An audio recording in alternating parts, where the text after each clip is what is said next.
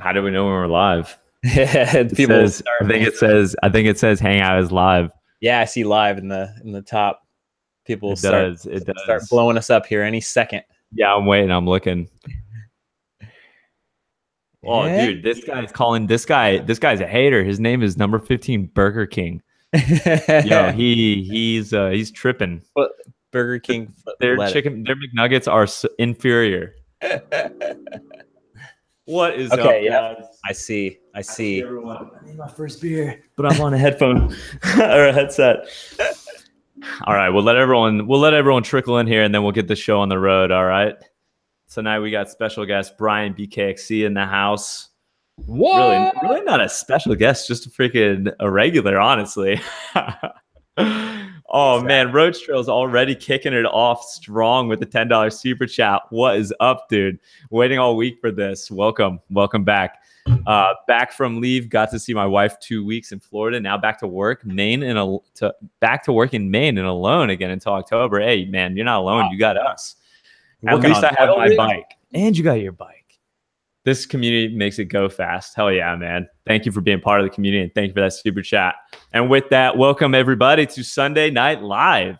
It's the place where we get together at the end of the weekend, hang out, catch up, talk some bikes, shoot the shit. And tonight we've got a special guest. We've got Brian from BKXC. What's up, dude?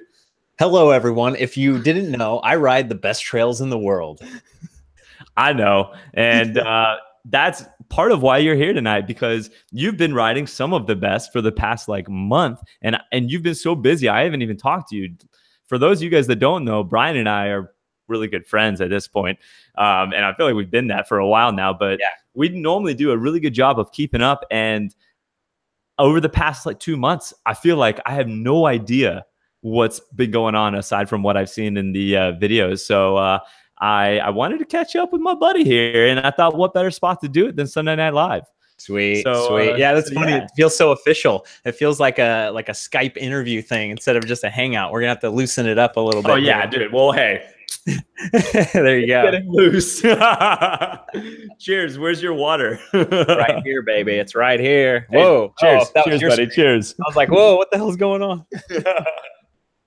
I'm drinking an Otra Vez. Otra vez.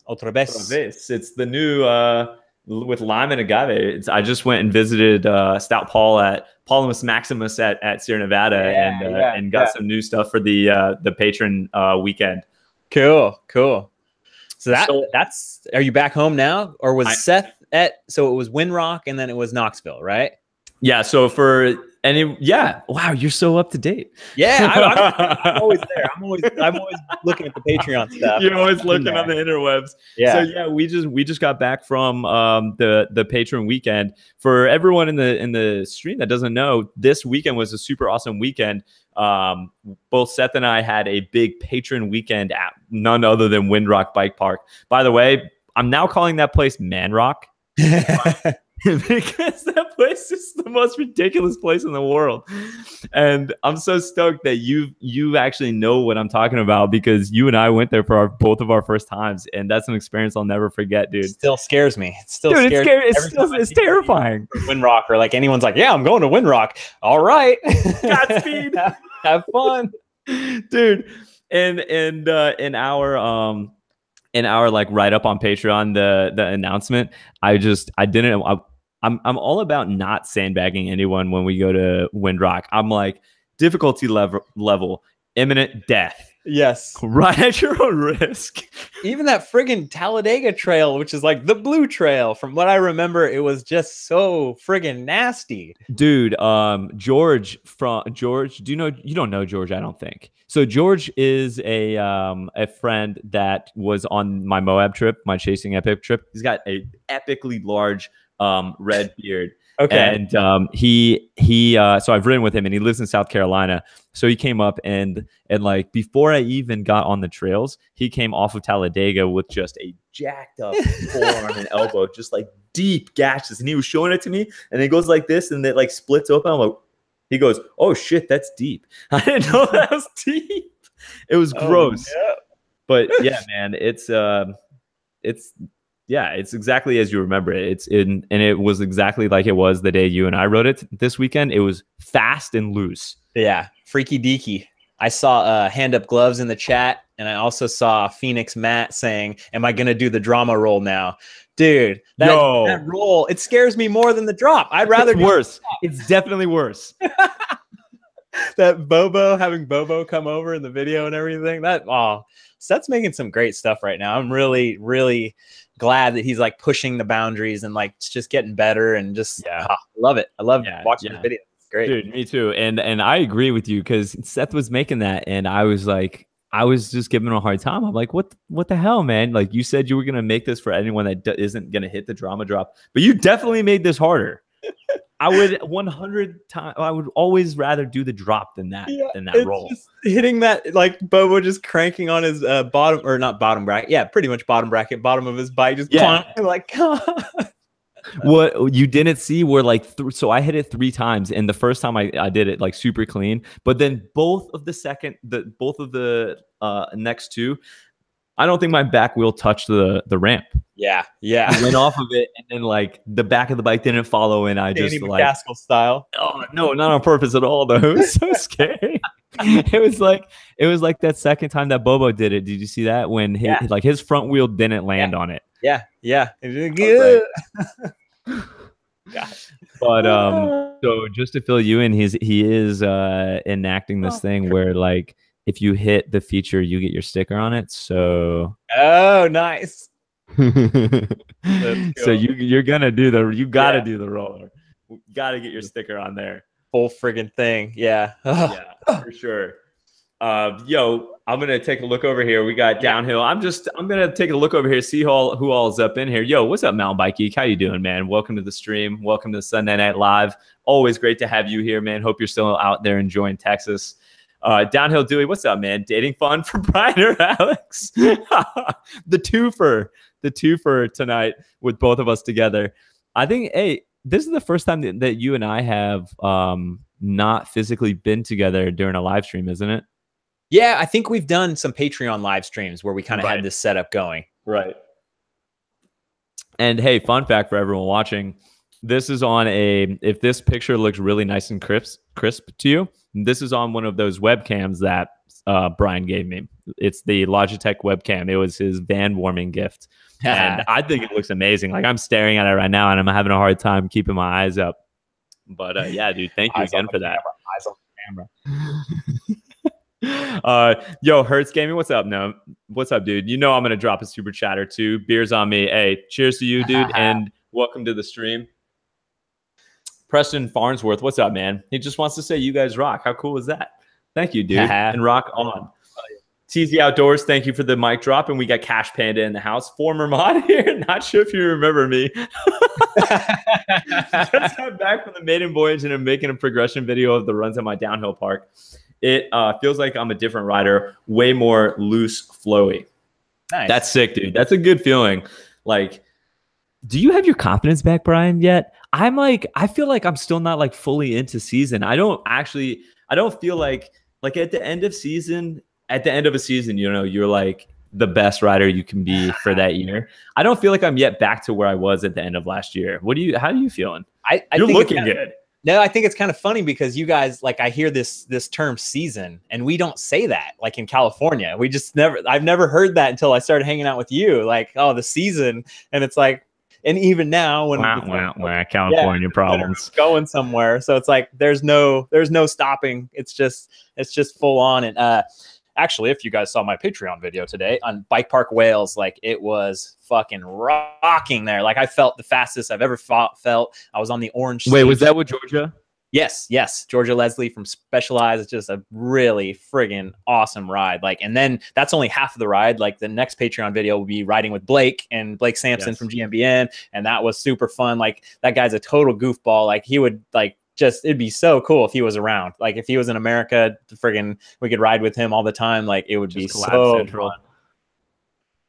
Yeah, so I actually did watch. I just watched that video while I was eating before we got on here, dude. That place looked wicked. It was everything a bike park should be. Like it's just super technical stuff. There must be jump lines somewhere, but I didn't see any. So I just loved it. Pretty jumpy what you were doing. It looked like not like big tables, but it looked like there was a bunch of like lips that just like shot off, you know? Yeah.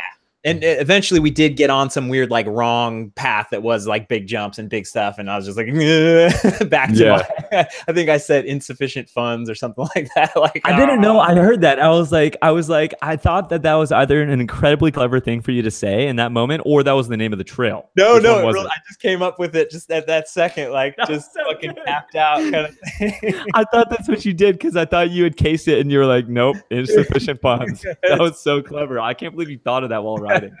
The stuff that comes out of my mouth on the trail is basically my only talent.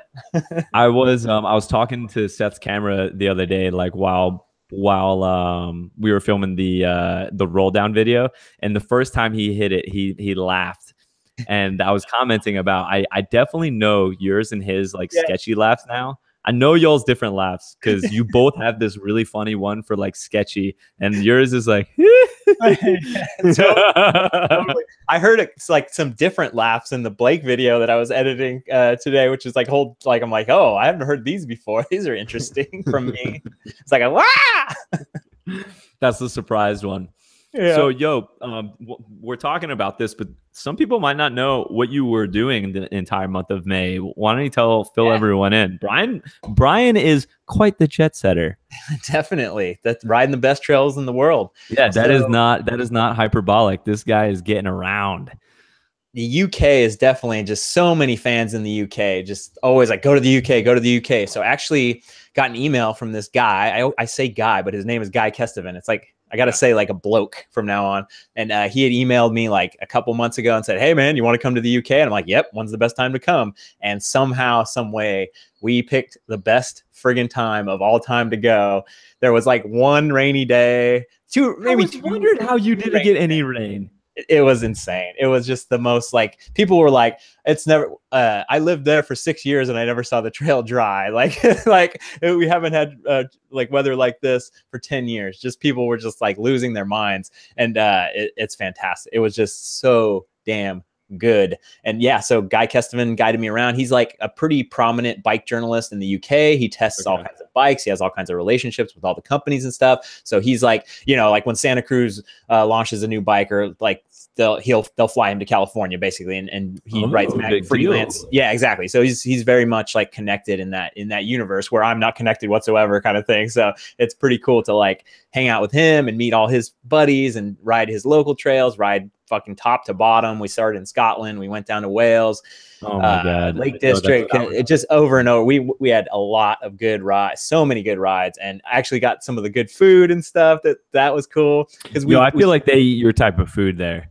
It's like definitely. Straight up meat and potatoes. It was like good stuff, and Indian food that was pretty good. And but it was awesome because we stayed at like a couple hotels, but England is so small. It's not that small. Like we did some big drives, like 5-hour drives, 7-hour drives, but like we kind of came back to his house almost every night. And he has 2 daughters, and he's got a dog and a cat and his wife. And he lives in this old friggin' kind of a goofy old house. So it was very English, I got to actually get some culture and get to hang out with people. And so that's awesome, dude. You got the family and friends treatment, like the totally. Yeah, that's so sick. It's the best way to go. And like I'm gonna say it, but like, how could I ever go back if it's gonna be rainy and like I could go back to ride? I don't know if I could go back to film videos. So if you guys want to ride, like it just was so it was just way. You got so lucky. Too perfect. Because filming in the rain is such a fucking bummer, man. Yeah, it's so bummer. I did one clip from we did 2 Patreon rides. The second Patreon ride, I went to the Forest of Dean, and it was like hellacious downpour. And I was thinking about filming, but I didn't really need to because I knew I had so many videos. So it's like, okay, I could put the camera away and just hang out with these guys and ride. So that's also very, very cool. But I did one clip, and that'll be in one of the videos, one of the last videos, and it's just coming down, and like somehow the lens stayed clean just long enough to friggin' be okay. And it was like, this is what it should have been like, or what it would have been like any other week. Yeah, month. Exactly. And then it's funny though, because then on that day they were like, "Oh, this is the wettest I've ever been." So it's like, I think it's not as wet as it's kind of in the middle. Like it's like probably all the roots are wet and it's dangerous, but it's not a downpour. You know, it's like it's probably something in between. I'll never know though. What are you talking about? You're gonna go back. You got to go at least try it in the rain. I mean, I feel like all those trails aren't like, I feel like the trails are built around being wet. Oh, you know, like they're designed to be wet. And you know what I like about watching like people riding in the UK and Scotland is the wet ground sound. I really like that. Yes, it is always like that. You're right. Like there's so many like the 50-to-1 videos and like some of the videos where you hear that like just that. Yeah, that is always cool. Yeah. So yo, I've been curious. You got to go see the you got to go to Hope and Orange to like Staples. What was that like, man? Oh, and you weren't riding your bike. You didn't ride your bike at all this trip. No, that was weird, cool. Man. Yeah, so Guy was able, since he has these connections, he was like, okay, for the first week, you'll ride the Hope bike. And I was like, sweet. And then the second week, I rode the Orange Stage 6. And it was like perfect to like get to test out some real British bikes. And then it was cool. The Hope factory is so friggin' cool. I don't know if they do tours or not, but like the backyard had this amazing pump track and we didn't do it. That looked insane. I remember that. It looked ridiculous. Amazing. Like really, really amazing. But the factory was a real life factory, and like it was so friggin' cool in there. I didn't only grabbed a couple clips. I think people really wanted more of the whole factory tour thing, but it's like I was like in this weird, you get right off the plane and then it's like this and that kind of thing. It's like my mindset was kind of more on a travel video versus a factory tour video, but I still got a couple clips. But just these big ass machines that are just like tearing through, like making nuts and bolts and like brake rotors. You see the machines, like the automation and like, and then they have the anodization as well, right? Like totally. There's like all these pits of anodization. It's kind of like, you know, dirty and grungy because like the purple is over here and the orange, and like it's really it's so cool. Like, and they're just like expanding and getting bigger and everything. It's so cool. I've been looking at Hope brakes. Like every time I go to a downhill park, a few people have them, and dude, they feel real good. Like the contact point feels amazing. Yeah, it's so funny because like the only thing I could feel about the brakes was they were squeaky. Like it's like they felt good. Like it's like they made noise. Yeah, Brian the reviewer. It could have been the brake pads that you had on too. I definitely felt really, really good on the Stage 6 though. The orange, it's just friggin', it was this long ass 29er bike, and like the Hope. Right. So the Hope bike I rode is like the HB 211, which was like a prototype bike, and then now the HB 160 is like the production bike that they're coming out with. It like that's the one you can actually buy. Yeah, they're doing carbon, and that's the thing. In the factory tour, I could see like the layup of the carbon and all this stuff, and it was really funny too because they said the only thing I couldn't film, like, because there's a thing on the door that says like no cameras in the carbon room. Like I couldn't film the handlebar, like how they were doing the handlebar stuff because it was like a proprietary, like secret method. Wait, was that the place where you showed the molds? Yes, that was a carbon fiber. I didn't know that they were doing that. That was Hope. I don't know why I didn't put that together. Yeah, it blends all together for sure.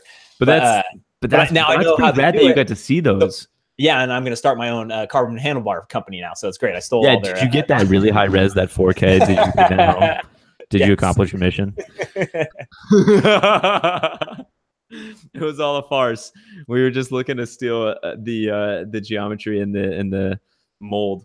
Yeah, it was funny. Like I think I talked about the flapjacks in one of my latest videos about how they're like granola bars and they're like so good, and people called flapjack, like we call flapjacks pancakes. And like, it's like guys' daughters were like, "What? You call flapjacks pancakes? What?" Like they were just like couldn't understand it basically. And what was that word that you were trying to say with the Georgia girl? That was like really something bunny or rabbit, fast rabbit or fast surfing bird. Surfing bird. Oh, surfing that's bird. Right. Surfing bird. Surfing bird. Yeah, it does. It doesn't work well together. No, it's like surfing bird. It's like a weird tongue. You want to leave out the G for sure in surfing. Yep, surfing bird. Surf and bird. Exactly. Wait, which is it? Is it surf and bird or surfing bird? surfing bird. Okay, that makes sense for a trail name. That was a weird ass trail too. It's like they had these non-jumps. It was like steeples, like where it's like you like cattle grades. Like no, it's like dirt, but it was built up to a point where it's like you're not supposed to jump this because if you jump it, you're just way out. So it's like you're supposed to kind of. And then there's no transition. No, it's just like a very weird. It was like speed bumps. Yeah, that sucks. Very interesting. Yeah. What was the efficient? What you just try to like hop them all? I just try to go slow and then go down them. Like the second, like the first time around, I was just going fast and like just. Yeah. What was your favorite trail on the trip? Oh, yo, that Fort Williams track looks insane. That was like one of the best trails ever, man. It was so good. I seriously saw that trail that thumbnail of that video, and I thought it was a lie. I was like, that's Photoshop. There's no trail that's like that much wood and on the side of a mountain like that. No way that exists. It looks so epic. Yeah. So when I first started my channel and I went to Whistler the first time, I stayed with my buddy JM and he had photos from Fort William and like he had video from it too. So like I knew that existed. Like that's the only way. Like it was called Red Giant before. Now it's called Top Chief because they kind of rerouted it or whatever. And like, oh my God, it's so crazy. Like the psychological, like totally psychological, like, and then you're like, you try to slow down a little bit, you start skidding on and it's not even wet. Like it's like, so that great there, but it ain't doing enough. One of the best trails ever for sure. What I thought was cool is that it would go from like the flowy wood stuff. And then it's just like rock, like so cool, like super awkward, just chunky stuff. It's so good it was one of the best trails ever because it just keeps fighting you the whole way down. It's just painful and awesome and just like, it's so cool. I want to ride it so bad. Yeah, it's bucket list ride. And I watched McTrail Riders. He hauled ass on his video. He definitely flew down that trail, dude. Super smooth and just fit as hell. Like he did it so well. And whoever that was that came down the trail behind you guys, when you got that drop section, he didn't even stop flinch like that. That looked smooth. I didn't even see that was an option basically. And then all of a sudden, like, and supposedly that's the trail is named after Joe Barnes. He's the top chief or whatever. So it's like very funny. Like that was him. Pretty awesome. Yeah, very cool. Super casually just dropping into your video, just and then McTrail Rider was like, that's you're not going to see anyone faster than that. That's sick. Oh my God. Whoa, guys, check back in. You better check back in with the I'm looking at you guys in the super chat over here. Thomas, so hold on. I want to tell you a little bit about Windrock. I'm not going to say everything because the videos aren't out, but I got some stuff. So Thomas said Talladega shook my world this weekend. So you are not the only one, Thomas. I assure you. You know that better than you know that. But Talladega was especially loose. I was telling everyone, Brian. So Talladega got totally redone, by the way. You remember you remember that one section that just went straight, and then it was hard left in that big berm. The section that we stopped at, and we were like, "What the hell?" Yes. Well, you went ahead, and then you were like, "What the hell?" at the bottom.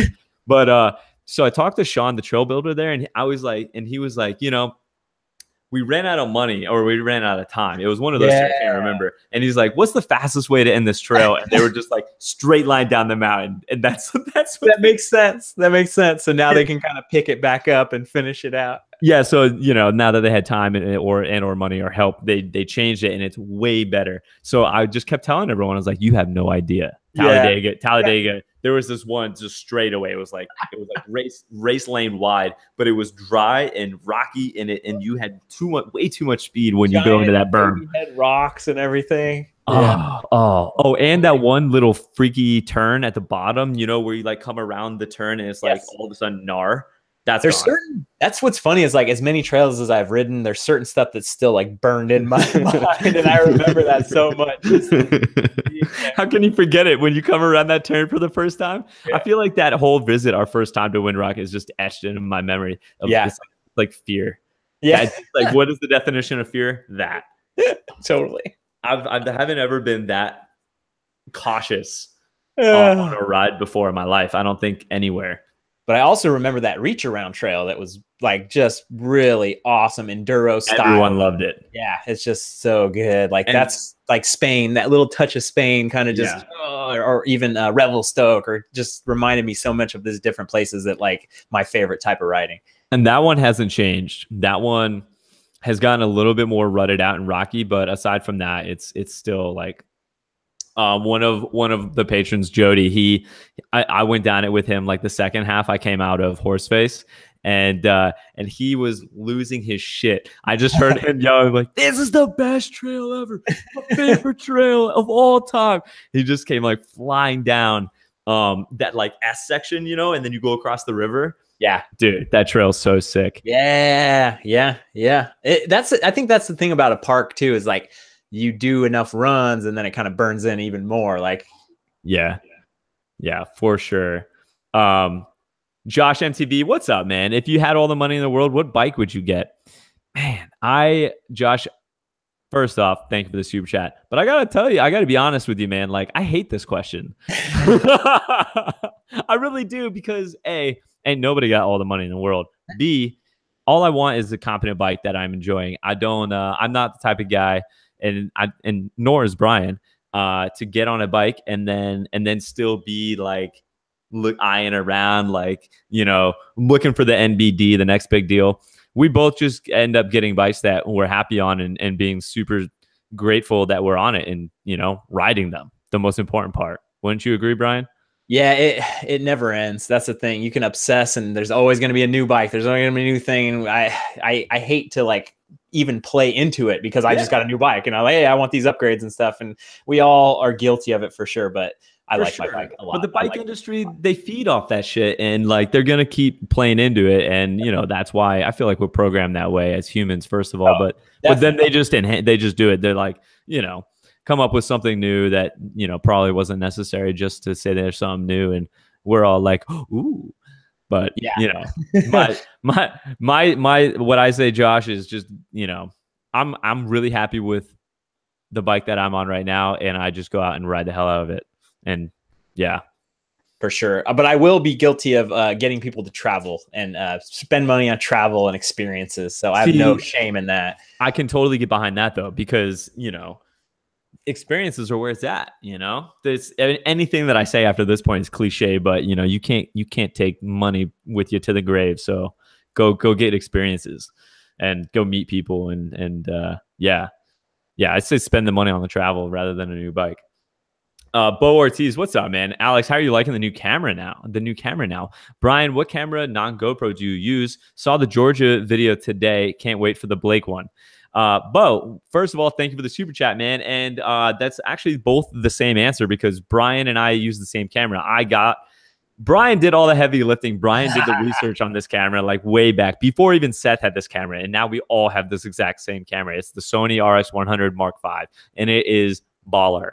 It is so sick. And I am so happy that I have it now. I feel like the quality of my videos has stepped up tremendously. The third person shots and the like vloggy face shots, they just look so good.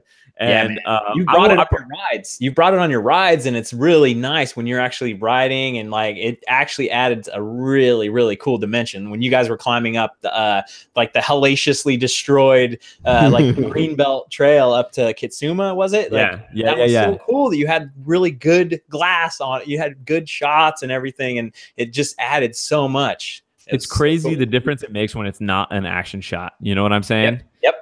That was the first time I noticed it, when you were doing your vlog shots, actually right here in the Hack Shack when you were visiting and you turned it on you. I was like, what the? Brian's never looked this good in person. Totally. It also triggered at least 3 different people to like say, oh, you have skin cancer. Like when they actually see like what my fucking face looks like. Yeah, dude. It's awesome. It's an insanely expensive camera, but I think it's 100% worth it because we all use it every day professionally. And I bought this like outrageous warranty plan. Yeah. So if I break it within the next 3 years, I just get a new one. So yeah, it's nice. Cool. Like Seth discovered that, and that's all. It's always been there, but like my RX100 is beat up. Like it's beat up already. Like it. But you're not worried about it. Randomly dropped it. No, I didn't get a So not Hey, quite Seth the had to same. replace one too. He chopped it up with his weed whacker before he learned it. Yeah, but that's the camera we use, and then the GoPro, obviously. And we both are. I think we're still both on GoPro 4s, right? Yep. The classic Hero 4. Yeah. Dave Bikes, what's up, man? Dave Bikes from Manila, the Philippines. Hell yeah, Dave. What's up, man? Welcome to Sunday Night Live. Glad to have you here. Love your content, Alex, Seth, and Brian. Sick ride, Brian. Good stuff. Alex, any update on the van? Follow us on Instagram, Dave Bikes. Stay stoked, brother. You too, my man. There are no van updates, but I will say I went out in the van this weekend, and it was amazing. Nice. Yeah, that was the impetus for this weekend. One sec, I need a new beer. Yeah, it's so funny, man. Like I'll hop in real quick, but like so many people have asked me, like, "Hey, what's the deal? Are you gonna get a van? What's the deal? Like, what are you looking? What are you looking at vans?" Coyote. To you? Yeah. Just because it's the hot thing, and it's like, I'm not gonna be able to park it in my garage. And then all of a sudden, I saw a couple different vans that were like small enough, like weekender stuff, like the friggin' Volkswagen California, man. Like that thing is the perfect van, and they don't sell it in the United States. No, it's like probably outrageous expensive. No, it's not. It's not. It's like 50,000 US. That's pretty expensive for a van. Actually, no, I take it back. It's not, because everything are like friggin' 80, 90, 100. Like the kind of Sprinter is like just getting you way out there, and it's done. Like I could get my van before yours is done, kind of thing. Yo, like, hey, this is great. You guys see my van? It's so awesome, dude. I went back and watched the pedals versus flats video recently. FYI. Yeah, that would be so funny. I keep joking around with Seth. I'm like, dude, I know exactly what you're playing at, man. You coerced me into getting the naked van, so because obviously I didn't want to build it. You know, I don't know shit about carpentry or building anything. So I was like, yeah, you totally coerced me into doing this so that you could figure out how to do it. Yes. And then as soon as I'm done, you're gonna go buy a van. I know it. Good to go. And then it's like 2.0. Now I know how to do everything. We're living free, riding hard, getting stoked. Selling my house. I don't want it. I don't need it. Yeah, so 50,000 isn't that bad, I guess, but it's because like some moms or family people, like the tricked out minivans, they're actually crazy expensive. Yeah. It never ends. It never ends. So I started looking at them and I'm like, you won't. Oh man, I know. And then you add up the cost. It's like, yeah, it's okay. I could stay in a hotel. I don't need the extra $20,000. I could build a little thing in the back of my RAV4 as like little platform. Yeah, well, and you've been doing so much international travel. It's not like you're shipping a van over there, you know. That'd be super rad, like an extended stay. Totally. Just go like down to New Zealand for the winter. Yep. Hey. Yeah, that'd be sick. Yo, the Tim Cat is up in here. Oh. I did that thing where like if you don't touch it for a while and then you touch the screen, and it just jumps all the way to the bottom. Tim Cat, what's up, dude? Welcome to Sunday Night Live. Cheers, brother. Good to have you here. Yo, Adam Rogers with a $20 super chat. What's up, dude? Welcome to the live stream. And he says, "What's up, guys? Been out of riding for over a month." Oh man, that's a bummer already. Due to a sprained ankle. Looking forward to getting back in the saddle this weekend. Hell yeah, dude. Alex, when are you going to drive that van to California? When it's done, brother. When it's done. I got to come meet this fool over here. I got to come meet Brian out in Cali. So, yeah, that's happening. You better believe it. And, hey, I'll tell you what. I feel you. Look at this. So this is part of Windrock. Dude, I jacked up my ankle. And it ain't done. It ain't done yet. But you can see it. It's going to be in the shade. You can see the bruise starting. It's one of those bruises that goes all the way across the bottom. It's just so swollen right now. I didn't realize I crashed on top of Windmill, which is the like a 2,000-foot descent trail. Windmill wasn't around when you were there. That's something that's new, and it's hugely epic. Yeah, it's 2,000 feet of descending. I've heard about that for sure. I want to ride that one. It is insane. It's a 30-minute ride to the top, dude. It's that far up. It's crazy. And now, then does the shuttle like randomly go to the top, or like does it regularly go to the top? Like, what's the deal with that? it's a scheduled. So some days when they're busy, they'll have one shuttle always going to that middle point, and then they'll have one shuttle, a second one, always going to the top, which is windmill. But yesterday they had one that they just scheduled it. They were like, at 1:30 there's a windmill run, at 3:30 there's a windmill run, at 4:30 there's a windmill run. That's awesome. That's kind of tough though, because that fills up. Everyone wants to go to windmill. So that shuttle, you got to be ready to jump on that shuttle. Yeah, so you got to sacrifice a couple runs and just wait in line like you're waiting for the new iPhone. Yeah, and then you can't be shy. You just got to freaking jump on that thing. Yep. Yeah, but it's rad. So I flatted on this like dry, loose downhill, and I wasn't even thinking about my ankle, which I definitely jacked up in this crash. I was only thinking about my bike, and but man, I hit my ankle. I think I tried to catch myself, and I ended up I didn't like, my body didn't hit the ground because of it. I just kind of like glided on my knee and side. Thank God I had knee pads on. Because it was like one of those loose, dry, rocky, shaly bits. And it like the type that slices you up. So yeah, I think I got away pretty unscathed. That was second worst crash of the day. Naturally, at the end of the day, freaking Seth has this. He gets this like towards the end of the day. He always gets this. He just gets like psychotic. This psychotic. He just wants to go ride the hardest, craziest shit. Like at the end of the day, the last 3 runs, he's just like horse face. Like, let's go do trail 1. Let's go to do the pro GRT line. I'm like, dude, you're insane.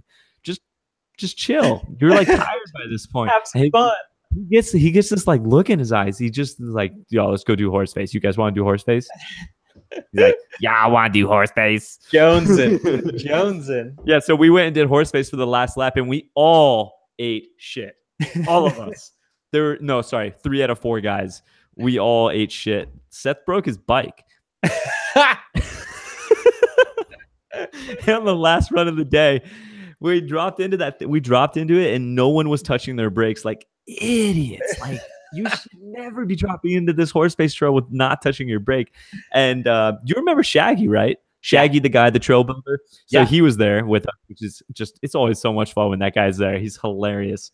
There was Maxis was there doing like test runs on tires. So they were like putting on new tires, riding the same route every time all day.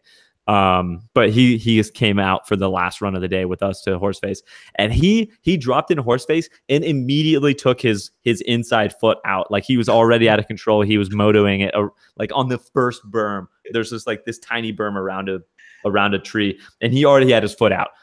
Like, and then Seth dropped in following him, and then I waited. I wasn't even sure I wanted to hit the trail, because I was on my trail bike, I was on my 5C, and last time I hit this, I was on the full downhill bike. So and it was like the last run of the day, and like, I'm not a complete idiot.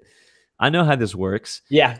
But I dropped in anyway, so I'm like definitely half idiot. And sure enough, we all had way too much speed, and I crashed, and I had no idea. I basically was going so fast that I just the bike flung out from under me. It was like, but like sideways. So I just tipped myself towards the high side of the mountain, because the only thing that happens on Horseface, the only way you get really messed up is you go over the bars. Yeah. If you go over the bars, you're probably falling like 40 feet. Yeah. To your death. So you just have to fall to the high side. If you fall to the high side, you're basically like on the ground already, because you're so far back on the bike. It's like you basically are sitting on the ground already. So I just basically like fell to that side and kicked. The bike just flew out from underneath me. And as soon as I stood up and grabbed the bike, I noticed Seth was right below me, like getting up. I just looked up. I was like, "Oh yeah, you too, huh?" Yo, he had taken a gnarly crash. Did you see his Instagram post? No. Dude, he just went like head first into a tree. He broke his Rilo screen, just cracked the glass off the Rilo screen. And like, yo, it was a brutal crash, and he just broke his front brake. He had to walk out the rest of the trail. Oh no. It was bad. And then I got to the bottom. So I rode the rest of the trail, and I got to the bottom, and I was like, yo, Shaggy, we all got dicked up. And he looked at me, and he looked down at his leg. His entire right side was just covered in dirt and bloody. His leg, I was like, oh, everyone went down. We all got it. We all got it. It was a rough last run. It was hilarious though. I should never listen to Seth ever. Friggin' horse face. I do want to try to ride that, but oh god. You know what the secret is to horse face is you have to grab your front brake harder than you've ever grabbed it before. Ever. Wow, yes. And it's like trust that actually works. Yeah, because like everyone else you normally are thinking if you grab your front brake this hard, you're going to OTB no matter where you are. Not the case. Not when it's this steep, Yes. And if you grab your back brake, it just becomes a rudder. So you're all of a sudden skiing, and your back wheel is just like all over the place, and that gets you in trouble. Totally. So that trail's so fun though. It's so fun. Seth took everyone down. Everyone showed up, and I wasn't there I didn't catch the first shuttle. I just wasn't there. And Seth took everyone down at double black first trail. It's called Trail 1, and it's like a double black tech trail. And I got there, and everyone started telling me that. I was like, oh my god, I'm sorry. Everyone needs to be responsible for themselves. Was it like that when you rode with Seth and Whistler? No, because we had the other guys, and I just let him go. I let him go off with like Jordan Boostmaster and Wes, and like I just rode by myself. I think so. It was perfectly fine. I think that's the key. Is like you have to just know. You have to understand and not see it. Be able to suck up the pride and just know. Like it's every man for himself. At a downhill part, you're responsible for your own. I think we had one guy. Robbie broke his collarbone. We got man down. No. And George messed up his elbow. We had many bikes. So both Seth and I brought 2 bikes, and we both broke both of our bikes. That is crazy. Holy shit. Yeah, it was a heck of a weekend. But hey, what we got into this with was the van. The van was so nice. Yeah. The van, man, I can't wait to show you the van. Yeah, so I slept in the back with the Paco pad, and I put it underneath the fan. It was perfect. It was like 70 out at night, and it was still fine. I had everything shut, all the windows shut, so there was no mosquitoes getting in, and it was so good. That's awesome. That's so cool. The dream. It is, and it became what I really wanted it to be, which was that when we were all hanging out, everyone came to the van to hang out. Yeah. It's like exactly what I wanted. Yeah. Like swiveled the front seats, and we're all hanging out there just after the ride, have some beers. I had the cooler in there. In the morning, I'd make coffee and oatmeal, and we're all hanging out. It's like it was really cool, dude. I can't wait to show you. That's awesome. Hey, I see Jason MTB Yum Yum. Yeah, I got the hairs cut nice and tight. Did you edit 2 videos in one day and then come back to the patron bit? Separate days. Okay, I did. Well, you know what? No, I think you're right. That was the same day. That was the same day. Back in the edit cave, like something, but new haircut. So I was like, I think it was actually the same day because I went out. My aunt could cut my hair, and she was like, "Are you sure you want it to be that short?" And I'm like, let's see. It's a little short. It's solid. You never know. You never know. You're gonna the only downfall of my long hair, I feel like, is if I got into like a real honest fight with someone, like a fucking brawl, I'm done. I can't win because if you can grab someone's hair, you're so boned. It hurts so bad. So short hair, that's like the definite benefit of having the shaved head is no one can grab it. Exactly. It's what I worry about most. Well, did you go to a middle school where there were fights? In my middle school, there were fights, and it was mostly girls fighting. And every single time they were fighting, they were ripping out each other's hair. There was. You know what? As crazy as my middle school was, I don't actually remember seeing any fights. In high school, there was fights. You always get there too late. Basically, that was kind of what you heard about the fights, but never actually saw them. Yeah. Yeah, I saw a couple up close and personal. It's not pretty. Yeah, dude, I want to see where everyone's at. I think it's time to check in and see where everyone's at. I want to see locations, and I also want to see. Dude, we got to do that. Good. I want to see some likes. Yeah. Where's everyone checking in from tonight? Yeah, let's take a look at this at the chat over here and The big board. see who all we got in here and where everyone is. Yeah. So hold on. Normally, so Brian, what I've been doing recently is asking two things. Where are you from? And then one other thing. What's the second question that you want to ask tonight? Oh, where are you from and what you drinking tonight? All right, where are you from and what are you drinking? We got New Zealand. Seth's in bed. Seth's watching. So Seth is passed out. Are you out on the trails, Jason? Holy crap, that's funny. Jody, what up, dude? Winston-Salem, Melbourne, Austin, Toledo. I'm seeing something I've never seen before. I saw a couple Alaskas too. Mexico, I've seen a few Mexicos. Or that guy's just spanning and he's about to get fucking banned. Where's my mod army at, yo? If I see you again, John Robbins and Tanner and the mod army's in here. That's drinking La Croix. There he is. Water, Coke. He's comfy in bed. Yo, we got home from Windrock, or we got home today, and Seth immediately, like, bare minimum, just got everything inside, and he just hit the showers and passed out. I don't think he slept but like 5 hours in the past that's awesome. 2 or 3 nights. Yo, what's up, Tanner? Tasmania. North Carolina painkiller for Dan Shelley. The Lutz, Florida. That's where I went to college at USF. Oh, nice. Yeah, that's where USF is. Moonshine in Oregon. Tasmania again. It's like Washington. Hey. Pop drop. I'm always interested when I see the like many time zones off. Yes, like the New Zealand's and the in Australia and so England is definitely it's like too late. Probably it's like 4 a.m. Yeah, 3 in the morning, I think. So it's tough. But so that's really rad when there's someone from the UK. Yeah, exactly. It's cool. It is cool. Hey, question. So someone just said something about the Pisgah Enduro. When you did the Pisgah Enduro, wasn't it in May? Because that's when Redemption 17 was. I think it was in June. I think it was actually in June because it. Okay. Like, actually, that would so make sense. Yeah. So Google Photos does like, hey, like reminds you of like what was going on last year at this time, and like there was a couple of Pisgah Enduro, and that was like maybe a couple days ago or something. So it was early June. Okay, I was talking to someone about that, and I was like, I swear it was in May because that's when Brian was here, but. You were here for some of May, June as well, so that makes sense. Oh, it got postponed because of rain. People said that makes sense.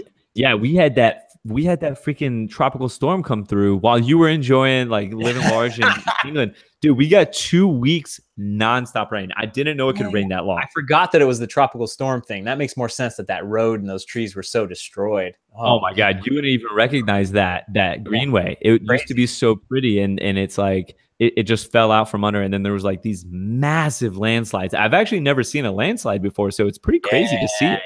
Yeah. Just the last time I had ridden that trail, there were a bunch of longboard kids bombing it. Yeah. Like, ooh, they would be in for a seriously rude awakening this time. They didn't even have like gloves on. They didn't have gloves or knee pads on. They were just bombing it. I see No Front Brake says, I was told one stage of the Pisgah Enduro was upper, middle, lower blacks. Ooh, I don't know what you mean, like difficulty. All I know is that each day. Oh, he might be talking about Black Mountain. Oh, blacks. Yeah. Yeah, there was no. Pisgah Enduro didn't have Black Mountain in or upper Black Mountain trails. It was like other stuff, other 30 miles and 5,000 feet. Katsuma Heartbreak over and over again. Yeah, I couldn't believe you did that, and I couldn't believe I was good. You did that, and then you came back and just hung out like it was like whatever. I just went on a ride. Insane, man. It was. I think we're all capable of a little more than we think. 5,000 feet. Wait, was it 5,000 or 10,000? 30 miles, 5,000. 30 miles, 5,000, back to back. So both days were 30 That's miles. So ridiculous. That's enduro, man. That is so insane. And you started in the morning, climbing up Heartbreak, which is just absurd for anyone that hasn't done it. Like that is like you don't do that. Yeah, and I was the first one to the top, so I actually got to go first, except for the pros, and then it was kind of like a weird setup, but it was good. It worked out good. I just wanted to be in front of everyone. But then didn't you get screwed anyway? Didn't you get like stuck behind people? It was tough. Yeah, it was tough because it was like. Oh, you were the first of the men. Yes, I was the first of the public people, so it was like top 5 men. Top 5 women, and I did end up catching people, which I didn't think was going to happen, but it did. Yeah, you ain't slow. So Northwest Trail Rider Trail Series. What's up, man? He said, Brian, I know your stance on jumps. I did my first jumps on my channel last week, and I'm going to go bigger this week. You ever have an urge to get some big air? Dude, I was watching. Anytime I see videos where people are getting big air, it's like so cool. But I hit these jumps. I don't know what I'm doing. It feels horrible. I was actually in Lake Tahoe a couple days ago, and I hit Corral Trail, and for the first time ever, I hit one jump that was like an unbelievable feeling, where it was like, oh, it was like immaculate. It was just perfect, just shoom, shoom. And I was like, what the heck? I've never felt this way before on any jump, even as many jumps that I've like feel like I got them, but it was like so bizarre how good it felt. And maybe someday. So, okay. So while we got, hey, hey guys, can you tell me how many people are in this stream right now? Let's see how many we got. Only 237 likes. Two. What's up with that? Well, we'll know just how big of a travesty that is when we see how many people are actually in here. Maybe there's only 237 people watching, but Mr. Tonka tells me that there's 721. So how in the world is there only 231 likes? Come on, guys. Come on. Come through for a brother. That's saying he built that roller just for you specifically. I think he might have built that just for his video, but he made it narrower than the main part of the bridge just for you. Yes, exactly. So, yo, Brian, someone this weekend when we got there, and like on the first night we were cracking some beers, and they were, or was it Tanner? I forget. Oh my god, or was it Walt? I've had such an awesome week. I've ridden more than I've gotten to in a while, and I've actually gotten to see and ride with a lot of people. So I'm getting things mixed up. Anyway, I was talking to someone from the channel, and I've done this before, and they said they had just watched your video with GMBN, and they were in disbelief at the jumping piece of that video. They were like, holy crap, he was sending it. Yeah. I think they edited it pretty nicely to make it look good, because by the end of it, I was like, oh my God, they're fucking depending on me to get some fucking segment out of this. And it's horrible. It's like, ugh. Dude, you are so full of shit. I was like, this is the norm. Everyone. So the thing is that we do POVs. So like, you know, the audience is hearing what you're saying. And if you're not stoked on the jump, they're like, he didn't hit the jump. What they don't see is that you jump all the time. Because I've ridden with you and you're in the air all the freaking time. It's like there's a difference. There's a difference between being able to hit a dirt jump, which is like a lip that goes like this, and jumping. Yeah. So definitely, like, when you go and say I don't jump, that is a crock of shit. That is an absolute crock of shit, because you jump all the time. But that's the only thing that I think actually is a jump, is the lip with the two flags on the end. Nah, dude. So people are like seriously, he was like, oh my God, look, Brian was jumping. I was like, dude, he does that shit all the time. And you watch it in a video, you just can't tell. It's like, you got to listen in the POV for when you don't hear the tires on the dirt. It's like the guy's airborne at that moment, you know? Yeah. Well, anyone is welcome to follow. Anyone's welcome to follow me on A-Line and Whistler and fucking crash into me because I can't get the first feature. Dude, it's not even Seth. Not even Seth cleared all those jumps. Come on. Like Jordan's ridden that a bunch of times. So Jordan sends that. I saw that video. But like, I mean, those are serious. Those are ridiculous jumps. I think there's a big difference personally. I think there's a pretty wide spectrum of jumps. It's like, or getting airborne at least. Yeah. And there's a mat like on the far extreme or the dirt jump, steep lips, big air. And then over here, there's like a bump jump off of something in the trail. And somewhere in the middle, there's that thing that we do most often on a trail, which is there's like an up slope something, and we take off of that. And I think we do that an awful lot, even though like neither one of us are fantastic at these ones, you know, but as Phil would say, 1-2 skip a few. Yeah, that's the most common type of airborne, I think. You know, we trail ride mostly. We don't downhill. But yeah, I think, dude, I think you sell yourself too short on your channel, because you got the audience being like, yo, this guy never has his wheels leave the ground. And that's not the case. Just need more follow cam footage. Yeah. There's plenty out there now. There's riding with Guy, and then who else? Oh yeah, and even riding with Blake. I don't think I got off the ground that much in that GMBN video of the trail stuff, but yeah, it was good. Yeah. I edited that video today. It was friggin' awesome. I already talked about this, but I'm sure most of you people have rotated through. But then my next Patreon video is riding with Blake Sampson, GMBN at Bike Park Wales, and it was friggin' awesome. It's so good. Such a good day. Yo, is there any difference in their like anything that really stands out between the UK riding culture and ours? I wanted to ask you that. You know, the number one thing is like the trail centers. And it's so funny, like how people seem to fucking hate the trail centers. And it's like, there's nothing like it that exists in America, where it's like a place that you know is going to be open in the rain. It's built, you know, it's a manufactured thing. So people kind of like, oh, you know, we don't, that's not real mountain biking, natural mountain biking. But it's like, there's a bike shop, there's a cafe, like a nice parking lot, there's a bike wash. Like it's all this like infrastructure that's been built around this like destination on good trail center, not a mountain bike park. Yeah, it's a trail center basically. So it's no lifts. It's kind of its own thing. It's like a you know, a park that would be anywhere, but with the bike shop and the cafe, and it's like really quite nice. It's like pretty fantastic actually. Like, and there's a stigma about that. They don't like it, or we don't. Apparently all of my commenters don't like it. What? Because I think it's because, you know, it's like a designated place that's purpose-built for mountain bikers that caters to everything you could possibly need, including food, but it's and not, like you know, weather-resistant trails, and then you hate it. Yeah, it's not real. But it's kind of like if I went to North Carolina and only rode in Bent Creek, right? Like if you only ride Bent Creek or Greens Lick or whatever, like you're like, oh, that's not real mountain bike. You know, that's the angle. But it's like motherfucker over and over, and all the comments, like trail centers, trail centers. Like I mentioned it even before I came, even before I started my videos. That has been like just a total a theme. And there's, you know, everyone in the UK is asleep right now, so they can't defend themselves, but it's leave a comment about how much you fucking hate the trail center. Yo, I feel like that's gotta be just their version of bike snobbery, mountain bike snobbery. Maybe. Yeah because you see there were so many families. It was like, I would say don't go ride Bent Creek and go ride Pisgah as well, but I don't shit on Bent Creek. Yeah, exactly. And I think the other thing is like, they're so built that they're guaranteed to run in the wet, no matter what conditions are going. Like, exactly. So and then like one of the places, Dalby Forest, that'll be tomorrow's video on YouTube.